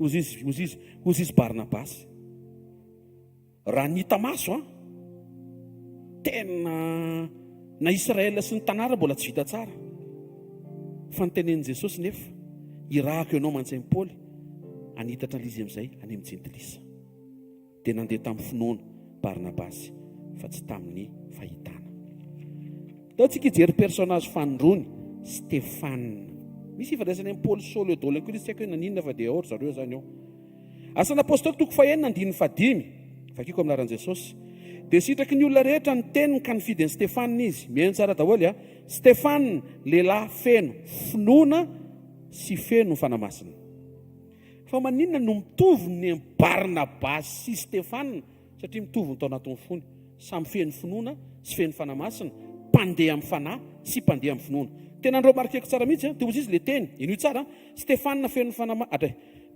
Stéphane lehilahy feno finoana sy ny fanamasina lasa loha averika hatramin'ny voalohany sitraky ny olona rehetra ny teniny io ny fidin'i Stéphane izy lehilahy feno finoana sy fanamasina dia avy eo Philippe Procoro Nicanor Timona Parmena Nicoleo prosélyte avy ny Antiokia reo zany tsy fantatra na feno ina aloha fa Stéphane aloha fantatra fa feno finoana sy feno fanahy misy dika matoa manao remarque ohatr'izany ny tenin'Andriamanitra ka tsy hoe miaraka eo dia mitovy na samy miaraka voafidy eo ary misy anankiray eo feno fanahy sy feno finoana tamin'ilay tantara teto zany Stéphane inona indray reny vavolombelona nataon'Andriamanitra teo amin'ny fiainana tonga azo voalohany efa azoazonao an-tsaina sady angambany asan'ny apôstôly 7:55-56 maran'i Jesosy fa Stéphane feno fanamasina dia nibanjina ny lanitra ka nahita ny voninahitr'Andriamanitra ary nahita ny Jesosy nitsangana teo ankavan'Andriamanitra dia ozy Stéphane hitako ny lanitra misokatra hitako ny zanak'olona mitsangana eo ankavanan'Andriamanitra raha ny témoignage ao amin'ny tenin'Andriamanitra tompoko lasy tompoko vavy dia Stefana ny mpianatra voalohany, izay indray le miverina le voalohany. Le anankiray teo mandeha amin'ny fanahy sy finoana dia miverina indray le hoe voalohany. Izy ny mpianatra voalohany nahitan'i Jesosy teo kavanany iray sy nitsenainy Jesosy rehefa hiala eto ambonin'ny tany. Mety nisy maty teo aloha fa tsisy voatantara mihitsy hoe ary dia maty Gilberta dia nitsena azy Jesosy, ary dia maty Albertine dia tsisy resaka an'izay ny dikan'izay, tsy nitsenainy Jesosy fa mety anjely no nitantana azy. Fa neny Stefana tsy olona no niteny hoe iny Jesosy maka azy, fa Stefana ny lohan'ny maty mihitsy miteny hoe io Jesosy fa maka. Témoignage, satria Stefana mandeha amin'ny averiko, satria Stefana mandeha amin'ny finoana sy fanahy. Ohatranao na leo mandeha amin'ny fanarany tamin'io kan Stefana io. Nitoro teny Stefana, Jesosy avy Nazareta, izy ny ilainao, izy le vinoanareo, sa mihitsy nareo namono azy. Tezitra amin'izay le olona nitoriany teny. Mangina ao izy fa tsy maintsy vonoana ianao, mahavariana. Efa tafotoana izay niainao Stefana, fa noho ny fitarian'ny fanahy dia mbola nitantarainy Stefana hatramin'ny fahafatesana ihany hoe mbola io le Jesosy tsy tianareo fa makana. Raha tokony izy tokony efa hoe efa mangina fotsika efa hitoraham-batsy adiny ao, le olona efa tsy andraiko. Fa ozy Stefana anka ny vavolombelona nijoroka hatramin'ny voalohany, tsy maintsy joroka hatramin'ny farany. Izay ataonareo eo fa mahita an' Jesosy dia niteneniny le izy. Ny mandeha amin'ny finoana, raha ny fahitana dia fahafatesana. Ny antony torabato tsy torabato eroa. Ianao raha teo koa ianao ireny lahy-kely eo ny ambiny rehetra miaraka amin'ny vato sy aromotana mono anao. Ny fahitana, ny zavatra hita amin'ny masonao zany ho faty ianao. Fa nandeha tamin'ny finoana Stefana, ny zavatra hitany tsy fahafatesana, fa nahita fiainana izy mijery an'i Jesosy. Nandeha tamin'ny fanahy sy nandeha tamin'ny finoana. Asan'ny apôstôly 7:60 naran'i Jesosy. Dia nandohalaka Stefana ka niantso tamin'ny feo mahery hoe Tompo, aza atao elo ny anie zao oto izao, ary rehefa nilazany izy dia notomandry. Araka ny témoignage ny tenin'Andriamanitra tompoko lasy tompoko vavy, dia Stefana ny mpianatra voalohany voatantara fa niaina ohatran'i Jesosy melohany nahafatesany alohan'ny ho faty mamela. Josefa taoriana ny fisandratana namela fa tsy hoe alohan'ny nahafatesany. Be dia be ny vavolombelona témoignage anatin'ny vavolombelona famelan-keloka azafady anatin'ny tenin'Andriamanitra, fa nisy nisongadina anankiray tovy tanteraka ohatran'ny an'i Jesosy, efa divo faty mbola mamela heloka amin'ny mpamono azy. Dia teny aminao fa Stefana no vavolombelona voalohany voatantara fa niaina texto izay niaina an'i Jesosy. Nivavaka tamin'ny fanahy Stefana nangataka famelan-keloka ho an'izay namono azy. Tsy possible eo amin'ny nofo izany. Raha eo amin'ny nofo dia mangataka valifaty, mangataka varatra, mangataka fahafatesana eo ny eo koa, karatsinina ko maty rereto nofo. Fa tao amin'ny fanahy Stefana teo dia natsiaro hoe famelan-keloka no tokony ho azo an'ireto mpamono reto. Nandeha tamin'ny finoana Stefana satria nandroso izy hatramin'ny fahafoizany ny ainy noho ny fijoroany ho an'i Jesosy, izay mampianatra foana hoe ty tany ty vetivety, ny tena tsara aorianan'ity tany ity, aza mifikitra amin'ilay eto miomana amin'ilay ary. Tsy nandeha tamin'ny fahitany Stefana hoe za mbola tsy te hijanona, tsy te hijanona intsony izy. Tonga dia nandeha izy, mandeha amin'ny fanahy sy mandeha amin'ny ny anankiray finoana. Mbola misy fantelony Stefana ny martiora voalohany. Taty aoriana vao nijoro raha salama, taty aoriana ireny, fa ny voalohany satria olona mandeha amin'ny fanahy sy amin'ny finoana. Tena kaikinao misy programma mbola tsy niseho izay hoe teneny mihitsy izy. Aloha misy totika amin'ny zalahy dia ianao ny tian'Andriamanitra atao voalohany hoe raha manaiky ianao hoe andeha amin'ny fanahy sy andeha amin'ny finoana hoe tsy mahendehaka ho an'Andriamanitra. Izay no mahatonga antsika tsy tokony hoe akatahaka safanim-pon'olona satria misy asa fampono anankiray zay zay karazan'izay tena enao mihitsy no ampanaovan'andriamanitra an'la izy ary raha olo-kafa manao an'izy dia tsy mety mihitsiny. Za zao tena mahazo aina mihitsy mitory teny dia miresaka sakafo.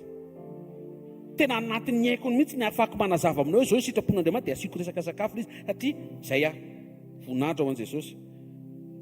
Fa to dia henonao be mihitsy raha misy olona zao mody manao an'izay nefa tsy miaina an'izay dia to dia henonao mihitsy indary zany endray andro nisy manga azy zany dia le to dia misy diran'izay satria izy tsy hoe kopiena fa zavatra reno avy any anaty le izy dia manampy ny fahafahanao mizara n'le fahamarinana le omen'Andriamanitra sy apetraka ao anatinao. Tena kaikinao enao io anie spesiala rehefa mitory hoe tena enao zay izy avy ere zay enao io hoe spesiala rehefa mitory hoe misy eto zao tena tsy mahazo an'za resaka za mihitsy satria mbola tsy nitory izy fa alefaso anie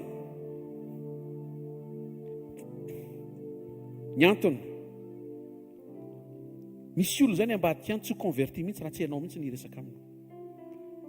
Na pasteur Rodolphe ary nitory aminy hoe na io ratsaka ivo ny atao dolo ny fanosorona rehetra tsy resy lahatra mihitsy ny olona satria eny am-bavanao no apetrak'Andriamanitra le teny ampifosy anaitra n'iny olona iny ho eo amin'i Jesosy.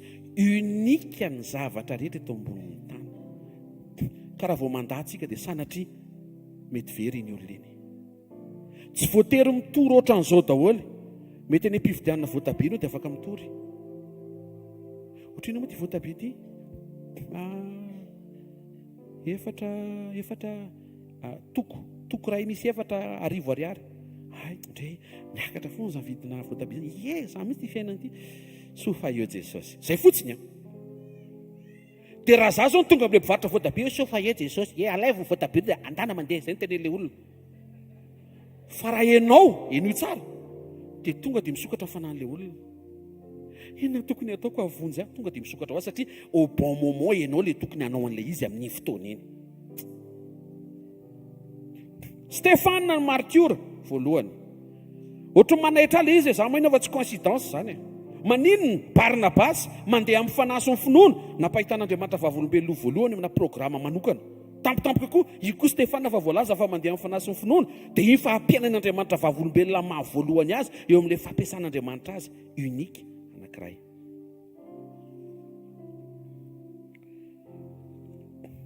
Raha iverenaka ilay hoe mandeha amin'ny fanahy, ny mandeha amin'ny fanahy dia tsy mandeha araka ny nofo, tsy mandeha araka ny filan'ny nofo. Ny mandeha amin'ny finoana tsy mandeha arak'izay hita amin'ny masonao, fa ny hita amin'ny masonao mamitaka, fa mandeha arak'izay nolazay n'Andriamanitra. Joba 9:20 minaran'i Jesosy, ianareo kosa ary malala dia ataovy izay androsoanareo amin'ny finoanareo masina indrindra ka mivavao amin'ny fanahy masina. Ny finoana dia voalaza eto fa mila mandroso ianao. Fandresaka fiarahanao amin'ny fanahy masina mila mivavaka ianao. Ny mandeha amin'ny fanahy zany dia mila mivavaka ary ny mandeha amin'ny finoana dia mila mandroso. Tena kaikinao, izay mandeha amin'ny fanahy mivavaka hoe? Izay mandeha amin'ny finoana mandroso hoe? Amen.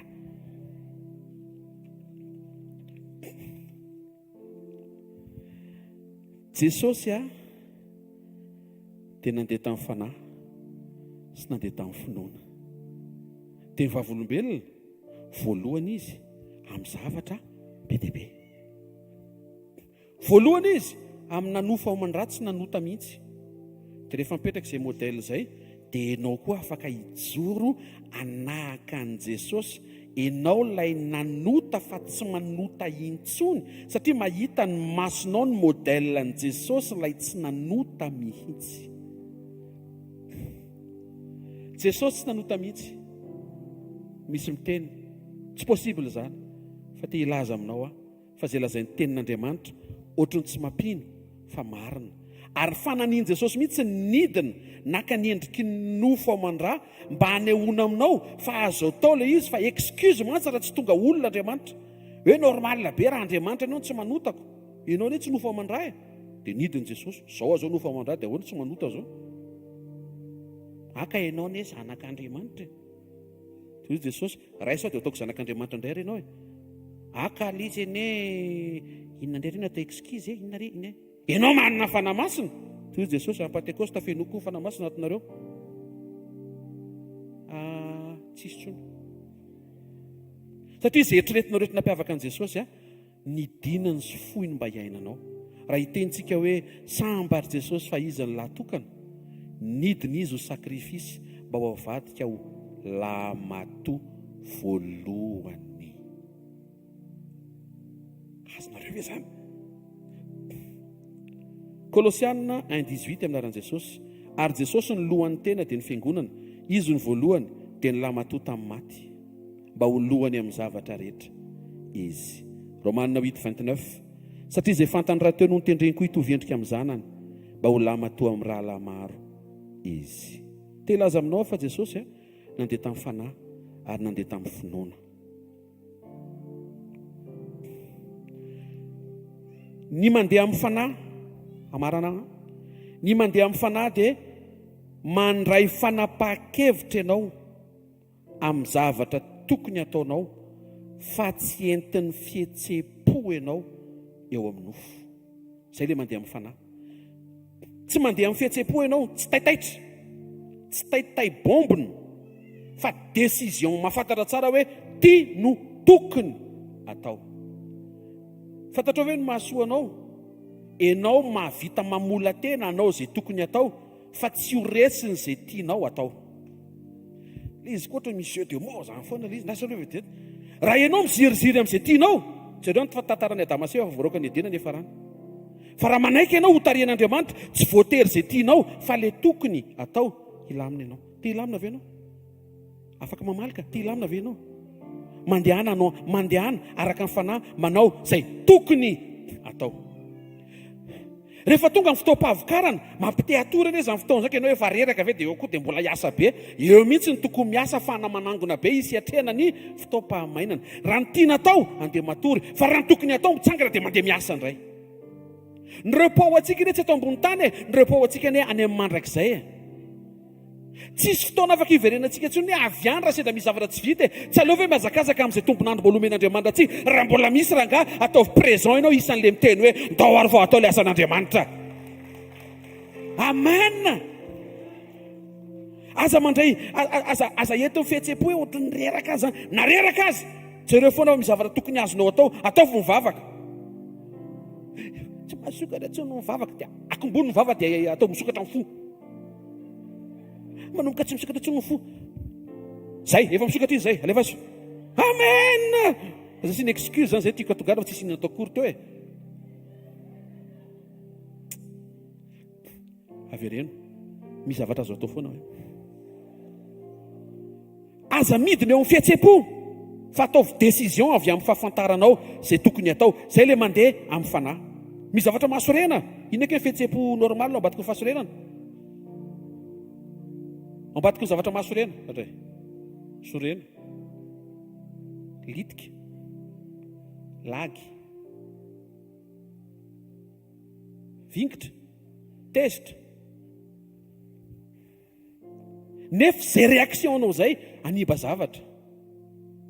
Afaka mandray décision ianao, matezitra izy zany, fa za tsy tezitra. Zay le mandeha amin'ny fanahy. Ianao nga mieritreritra hoe mandehandeha mahafinaritra daholo nga amin'ny fiainana. Tena ianao ve mieritreritra an'izany?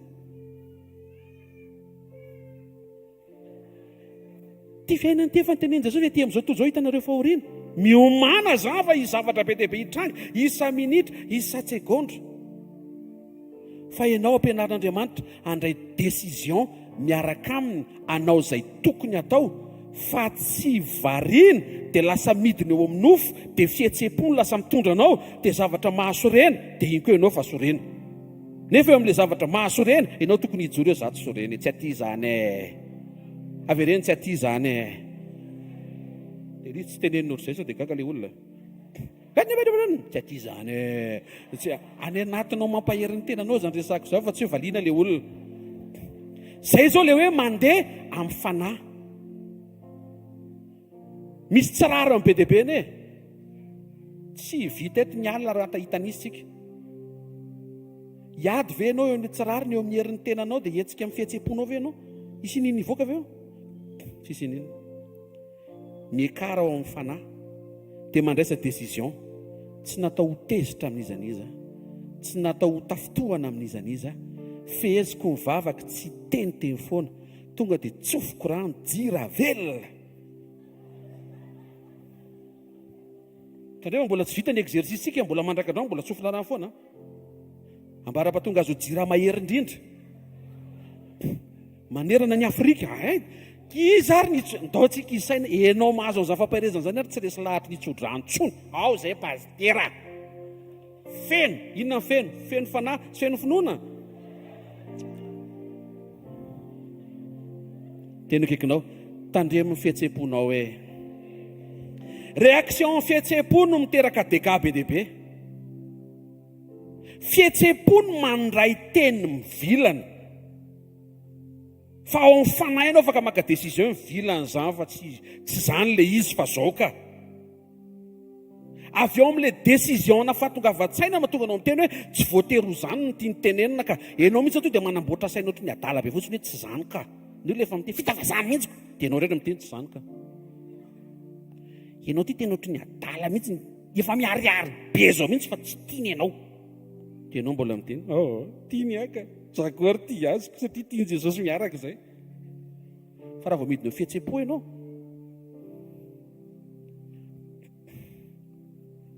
dia tsy mandeha amin'ny fanahy ianao.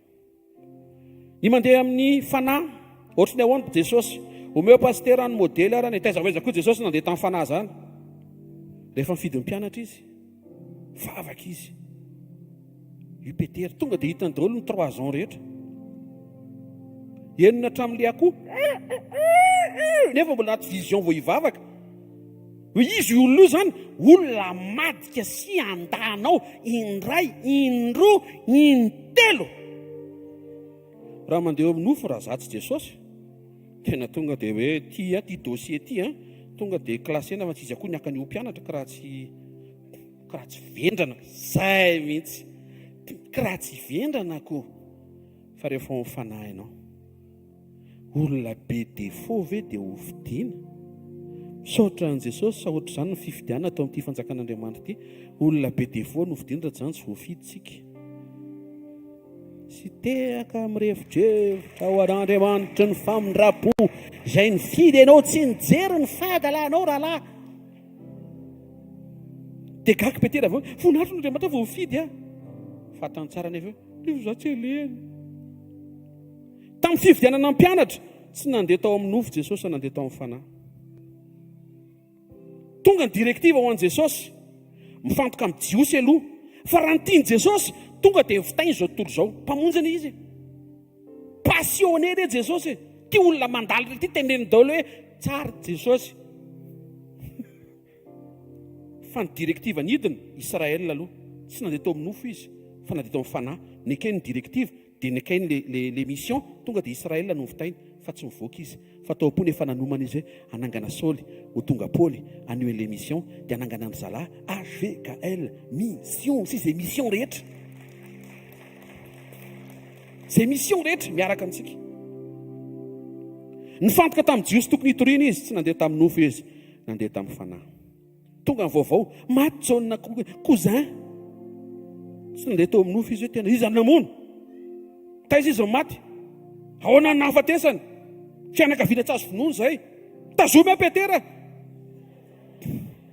Tena akaikinao le réaction antsika hoe amin'ity taona ity tenenao izay izy le réaction antsika amin'ity taona ity hoe ato mantsy syndika ny volombava atao mba ty ato misy anakiraiky izy tena izy le réaction antsika hoe miaraha tsara amin'i Jesosy hoe tonga dia nandeha tamin'ny fanahy Jesosy ka dikany nahafatesany Jona mpanao batisany hoe tapitra amin'ny ministerany izay ny signe fa manomboka ny ministerako. Tsy nandeha tamin'ny nofo izy fa nandeha tamin'ny fanahy. Nanaiko atolotra fantatrao zany ianao fantatra hoe ho tonga ny arrestation ny akabeazan'ny olona mitsoaka an'izany dia manova identité dia mandeha mahafantatra olona eny dia mipritsaka izay ny anarany de pritsaka. Fa Jesosy tsy mipritsaka nandrasany teo Getsemane. Tonga izay hisambotra anao, tonga izay hamono anao. Izay niteneny zareo dia nekeny Jesosy daholo satria maninona tsy tao amin'ny nofo izy ka hoe raha tsinonako fa tao amin'ny fanahy izy ny décidé fa ny zanak'olona tsy maintsy samborona ho atolotro kapohana fantsiana omboana fa ny fifarany ho atsangana. Misy fiaretana kely ao ambadika le mandeha amin'ny fanary havana fa ny fiafaran'le izy izay miara-miaritra amiko no miara-manambonahitra amiko ihany koa. Courage, courage hoa tena kaikinao courage hoe tsy makaizy io ady io hoe azo resena io hoe aza mandeha eo amin'ny nofo hoe mandehanao amin'ny fanahy hoe oviany Jesosy nandeha tamin'ny finoana rehefa nampisafidian'ny Pilato, iza no tianareo avotsitra, Jesosy mpanjakanareo sa Barabasy, mpamon'olona, pervers, violeur, brigand, gangster, dealer, tueur, assassinateur. Mpamono sénateur antika efa tsy azonao zay moa zany hoe assassine c'est mpamono sénateur. Ina ke valiteny Jiosy Barabasy dia ahoana Jesosy ozy izy Pilato dia ahoana zany Jesosy omboy raha fahitany maso reveny amin'ny nokony tenako sotra Jesosy tsy manana fijeritsika izy raha tsy zany to izy dia efa niteny aloha hoe raha avy amin'ny lamy afaka raha tsenina koa ny tena efa sady hamono tena nyreo koa ho an'ireo ve tena akaikinao tandremo mandeha amin'ny hita amin'ny masonao hoe ny hita amin'ny mason'i Jesosy ireo jiosy rehetra teo amban'ny mason'ireo dia niteny fa tsy mila azy fa ny finoany Jesosy nafantatra fa reo mila azy, zasenao mila azy, zao tontolo zao mila azy, io Pilato io koa mila azy. Jesosy ny ilainao fantan'izay dia nekeny le lalana nandeha tamin'ny finoana izy nanaiky ny fitarian'Andriamanitra fa tsy nandeha tamin'ny fahitany maso ka andao hoe karatsinako amin'ny manolotro ny aiko an'ny olona nanireo dia nekenao nandeha tamin'ny finoana izy hoe maro ny lozany tatao nandritra ny ministera be dia be ny lozany mitady hafaty azy tafiotra teny ambony ranomasina torabato misy anipy eny amin'ny antsana karazana zavatra be dia be raha nita maso dia ohatra ny lora ngahajanona koa ty ohatra ho fatiny eto fa nandeha tamin'ny finoana satria fantany fa ny Mesia tsy maty an-dranomasina, ny Mesia tsy maty ny torabato, ny Mesia tsy maty avy eny amin'ny antsana fa ny Mesia eny amin'ny hazo fijaliana. Tsy nandeha tamin'ny fahitana izy fa nandeha tamin'ny finoana. Rehefa teo amin'ny hazo fijaliana nanesy nandatsa daholo izay nitazana sy izay namono te hiteny aminao fa raha nita maso resy izy teo amin'ny hazo fijaliana. Aza mandeha amin'ny fahitana mety premier jour ianao ny ohatry ny resy fa amin'ny andro fahatelo hitsangana avy eo am-pasan'i Jesosy résurrection. Aza mandeha amin'ny fahitana mandehana amin'ny finoana.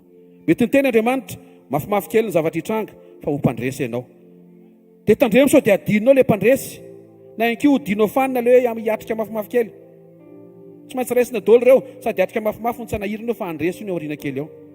Rehefa andeha epita ny zavatra tenenin Jesosy dia zao tafepita fa ny tenenin devoly tafiotra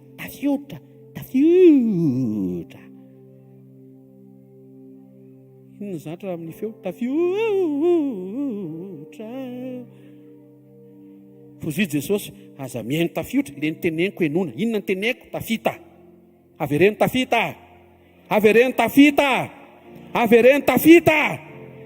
zany no sain Jesosy saintsainao irairainao averimberinao fa tsy le tafiotra ny andalana fa niteny izy mety izy tafiotra fa za tafiotra ny tenenina fa tafita tenenina marika toko 5 ary zareo dia tafita le niteneny Jesosy ihany marina eo amen. Inona ny hita maso nandritry n'le teo Getsemane nanomboka teo Getsemane navadiky Jodasy niloza ny mpianatra nilavo ny Petera nampangainy Jiosy nafoin'Andriamanitra tsy omega zao ny omega hitsangana maty dia vita ny famonjena misy omega zay tokony ho tsaronao fa ny farany ho man'andriamanitra ao anao. Tsy ho fafambaraka na enatra izany mandrakizay, tsy ho faresena izany mandrakizay, tsy ho fahafatesana. Izy rehefa niteny tsy fahafatesana no antony ozy izy fa ny ahoanany voninahitr'Andriamanitra. Ka izay mitranga eo hiarao amin'Andriamanitra fa ny fiafarana io aneho ny voninahyn'Andriamanitra eo amin'ny fiainanao, ampandresy anao Andriamanitra, anangana anao Andriamanitra. Fa izao maneke handeha amin'ilay zavatra teneny, mandeha amin'ny fanahy, mandeha amin'ny finoana. Nino ohatran'ny faran'i Jesosy fa izay nilazainy rainy no marina farany eo aminy. Rehefa nandeha tamin'ny fanahy Jesosy dia nanaiky foana izy ankatoa ary tsy nidina mihitsy izy andeha eo amin'ny nofo. Ny fifadikanana iarahantsika dia hifantohana ao anatin'ny fifandraisana amin'Andriamanitra, andehananao kokoa amin'ny fanahy sy ny finoana. Miaina ny mandeha amin'ny nofo, mitombo ny mandeha amin'ny fanahy. Hifantohana ao anatin'ny fifandraisana amin'Andriamanitra, andehananao kokoa amin'ny finoana noho ny amin'ny fahitana. Miaina ny mandeha amin'ny fahitana, le mahazatra arak'izay hitan'ny maso heverina fa réel, fa te hilaza aminao fa mandehana arak'ilay finoana izay verité, indrindra amin'ny finoana an'Andriamanitra. Tahaka ny Barnabasy nataon'Andriamanitra voalohany tamin'ny vavolombelona maro, tahaka ny Stefana nataon'Andriamanitra voalohany tamin'ny vavolombelona maro, ary Jesosy ny modelintsika nataon'Andriamanitra vavolombelona amin'ny zavatra be dia be, satria nanaiky izy anao izay ankasitran'Andriamanitra, andeha amin'ny fanahy, tsy mandeha amin'ny fihetseham-po fa mandeha amin'ny décision ao amin'ny fanahy, ary tsy andeha amin'ny fahitana, tsy izay hita amin'ny masonao no ireagisiavanao. Azankinina amin'ny hita maso ny humeuranao hoe miverenao amin'izay tenenin'Andriamanitra. Ohatry ny kopaka io fa za milaza aminao fa fandresena mihezinezina be ny ao ambadika io. Ohatry ny aizina ny hitanao misy mazava ny ao ambadika io. Ohatry ny tsisy endrika edena tsara tareny ao ambadika io. Adama seul célibataire ary solitaire, misy Eva ao avoaka avy eo tonga dia le mikopaka volon'le. Alleluia.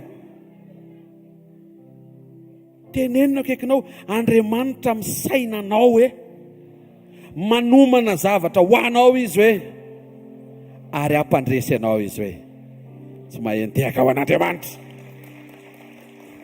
Mahita fa aorian'ny androany ity dia ho taitairitsika amin'izay mba tsy handehandehanao zavapoana, fa vao misy zavatra migadina to dia tonga saina ianao tsy mandeha amin'ny nofo, tsy mandeha amin'ny fahitana, mandeha amin'ny fanahy, dia mandeha amin'ny finoana. Tsanganareo hoe avavaorana ny tananao hoe ndao reo hivavaka, tonga dia apetrakantsika mambavaka izany tompo. Izany teninao izany tsy tokony teoria be fotsiny. Neny zalahy efa voaray, neny Barnabasy, Stefana, fa mba misy izay tokony ho aseho amiko ihany koa, fa manaiky andeha amin'ny fanahy ary manaiky andeha amin'ny finoana. Ampio Andriamanitra. Sanatony tanao dia atao izany vavaka izany. Andriamanitra ray tsara indrindra amin'ny anaran'i Jesosy Kristy avy Nazareta. Rehetra izay mankasitraka sy misaotra anao amin'ny fony amanontolo. Entireto anatrenao ny etaentanay mba hisitraka ny fomba anao, satria anaiky izay andeha amin'ny fanahy ary andeha amin'ny finoana. Miaraka amin'ny fanampianao, miaraka amin'ny fanohananao, tsy hidina eo amin'ny nofo ara-pihetseham-po ary tsy ho variana amin'ny hitany maso izay mamitaka ihany. Averina aminao ny voninahitra, fa anao izany rehetra amin'ny tanao ankehitriny mandrakizay. Tsarovy izay rehetra tonga manatrika eto, izay manaraka miaino izao fampianarana sy fampahirezana omenao izao. Anatin'izao fotoam-pifadikanana izao, hiakatra ny tahany fandehanany amin'ny fanahy ary hiena ny fandehanany amin'ny nofo. Hiakatra ny fandehananay amin'ny finoana ary hiena ny fandehananay amin'ny fahitana. Misaotra ray eo amin'ny anaran'i Jesosy. Averinay aminao ny fitsaoana, ny haja, fankasitrahana sy ny fisaorana feno amin'ny anarana maheran'i Jesosy Kristy avy Nazareta. Amen. Tehaka mafy be ho an'i Jesosy. Mahazo toerana vetivety misy anao vaovao dia vitsy dia miakatra ny lihoanjody dia anao fiankofana anankiray dia amarina fotoana dia fampitsodrana dia tegna mandrenao. Alleluia. Fitanana ho antsika rehetra tahin'Andriamanitra ianao ataontsika nolotra fanatitra ho an'Andriamanitra amin'ity androandro ity. Izay rehetra vokatry ny fonao izay amangin'Andriamanitra anao dia arotsahina anatiny ny boksiny izay fanomaninao koa na fahafolo-karena na sakrifisy na izay rehetra fanatitra omenao an'Andriamanitra amin'ity androandro ity tahin'Andriamanitra itsika. Ny programantsika rapitso maraina amin'ny fitoran'ny fotoanantsika eto tahaka ny fotoana mahazatra raha latabatra amin'ny tompontsika. Ary aorianan'izay dia mitoy ny fotoanantsika eto miaraka ao anatin'ny regroupement ny fifadikanantsika amin'ity herinandro voalohany ity. Dia hatramin'ny roa ny fotoanantsika eto izany rapitso. Mahazo mody ianao raha ohatra ka mbola manana programa rehefa vita ny fotoana ny fandraisana, fa raha ohatra kosa ka manam-potoana ianao dia miaraka mivavaka eto tsika ka hatramin'ny roa rapitso ny fotoanantsika eto. dia omany ny foamam-panahanao a hiatrika an'izany fotoana ny fifadikanina miaraka amin'i jesosy izany a eto rapitsindray.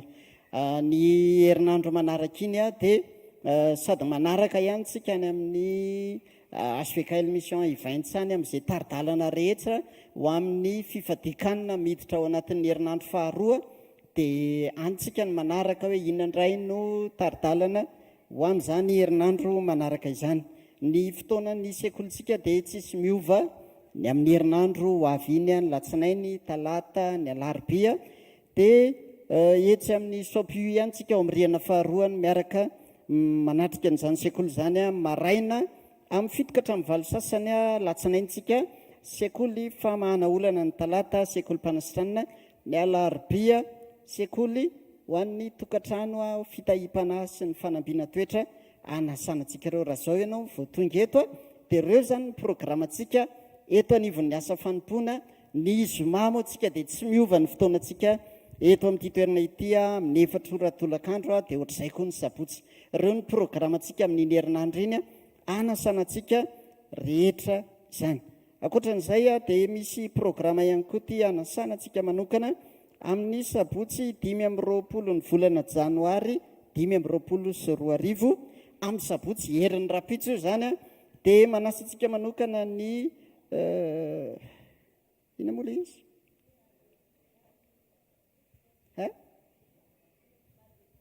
main de douceur ya manasantsika manokana izy ireo ao anatin'izany a io main de douceur io a fikambanana mitaiza zazaka amboty reny a dia mpiara-miasa amin'ny asa fanompona izy io a dia manana fotoana manokana ry zareo a amin'io sabotsy 5 janoary io a eny amin'ny Trade Tower Ivandry amin'ny 2 ora tolakandro dia fotoana fideranan'Andriamanitra sy fiakofana miaraka amin'ny Verona Ivson miaraka amin'ny Lioan'ny Jota ary miaraka amin'ny Bodikely dia misy invité surprise hafa ihany koa ao anatin'izany fotoana izany a anasanantsika manokana fanampiana fanohanana an'ireo zazaka amboty ireo ny vidim-pidirana dia 50,000 ariary. Dia raha azonao atao a raha mba misy azonao atao a mifanolo-tanana amin'izy ireo a dia mandraisanjara da in'Andriamanitra ianao. Aleloia. Manasantsika hitsangana ary ainjiro ny tananao dia hivavaka ao amin'ny fanatitra isika. Misaotra ray mankasitraka amin'ny anaran'i Jesosy, memboninahitra ny anaranao dia misaotra ny amin'ny fahafahanay joro mitondra fanatitra eto anatrehanao, tsarovy amin'ny famindrapo sy ny fakasitrahanao ny tsirairay avy izay rehetra nitondra ny vokatra ny fony androany. Ianao no ankasitraka izay rehetra nitondra fahafoli-karena na sakrifisy ninina fanatitra netiny tsirairay androany, ary mihoatra noho izany Andriamanitra ny fonay ny momba nay manontolo atolotra ho anao. Mankasitraka ray amin'ny anaran'i Jesosy, amen. Tehaka mafy be tsika voninahitra Andriamanitra. Atsika anofofantanantsika ny amin'ny lanitra amin'izao fotoan'izao. Jesosy eo misaotra ny amin'ny teninao, misaotra ny amin'ny fampianaranao Jesosy. Andeha amin'ny finoana tokoa izay Jesosy fa tsy amin'ny fahitany. Andeha amin'ny fanahy koa izay Jesosy fa tsy andeha araka ny nofo Jesosy. Aminao ihany finoanay izay dia mibanjana an Jesosy ilay tompo sy mpanefa ny finoanay. Halleluja. Misaotra Jesosy fa tsara ianao sady tanao tsara manak'izay. Atsika ary teny hoe aminao ny finoako Jesosy. Aminao ny finoako ka tsy atahotra, ka tsy atahotra fa ianao ny joroko ao anatina ny sarotra. Aminao ny finoako ka tsy atahotra fa ianao ny joroko ao anatina ny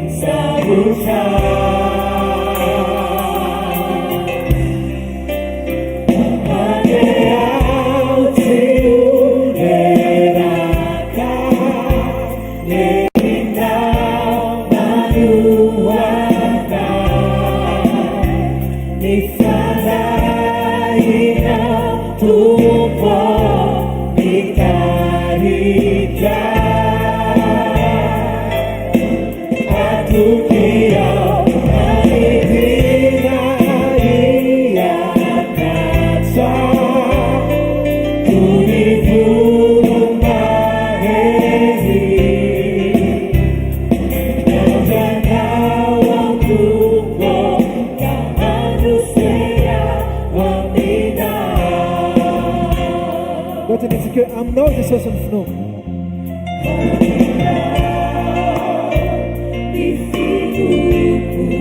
tsy atahotra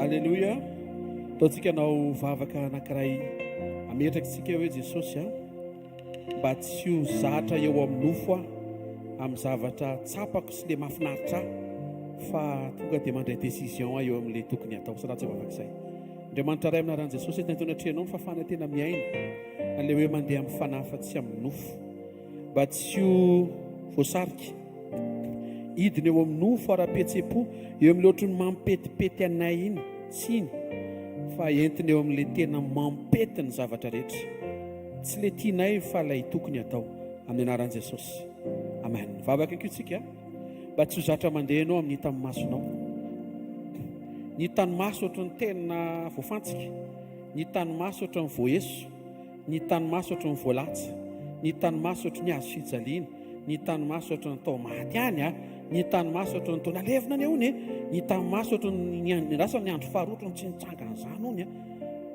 fa ny andro fahatelo izay amin'izay le finoana tsy maintsy mitsangana misy tsy maintsy mitsangana izay ao ambadika zavatra lovanao be dehibe io fa zavela andeha amin'ny hitany masonao ianao eto ambavaka ny masonao sy ny hitany masonao ray amin'ny anaran'i jesosy a entina eto anatrehanao mba tsy ho mora mandeha amin'izay hitany masonay izay fa mandeha arak'izay ny teneninao mety marary ny fantsika marary ny eo amin'ny azo fijaliana be dehibe ny zavatra mety manaintaina fa ny fiafaran'izy ireny fandresena amin'ny fitsanganana dia ampianaro izay jesosy dia misaotra sahady misaotra betsaka misaotra mandrakariva amin'ny anaran'i jesosy kristy verina masina sy manakera avy any nazareta amen amin'ny anaran'i jesosy amen ray sy nitsodrano a izay tononona ho marina eo amin'ny fiainantsika indray a manomboka amin'ity takariva ity mahita amin'ny anaran'i jesosy kristy avy nazareta fa andriamanitra ny ombanao mandrakariva mba ara-pahatonga ny fahataperan'izao tontolo izao. Mahita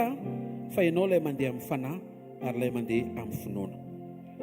Hitanao anie Jehovah ka hiaro anao, ampamirapiratra ny tavany aminao anie Jehovah ka mindra fo aminao, anandratra ny tavany aminao anie Jehovah ka nome anao fiadanana. Amin'ny anaran'i Jesosy Kristy avy Nazareta, amen. Zareo ny fahasoavana, fa ny fahasoavan'Andriamanitra no matoy izao ary ny fahasoavan'Andriamanitra no matoy izao anareo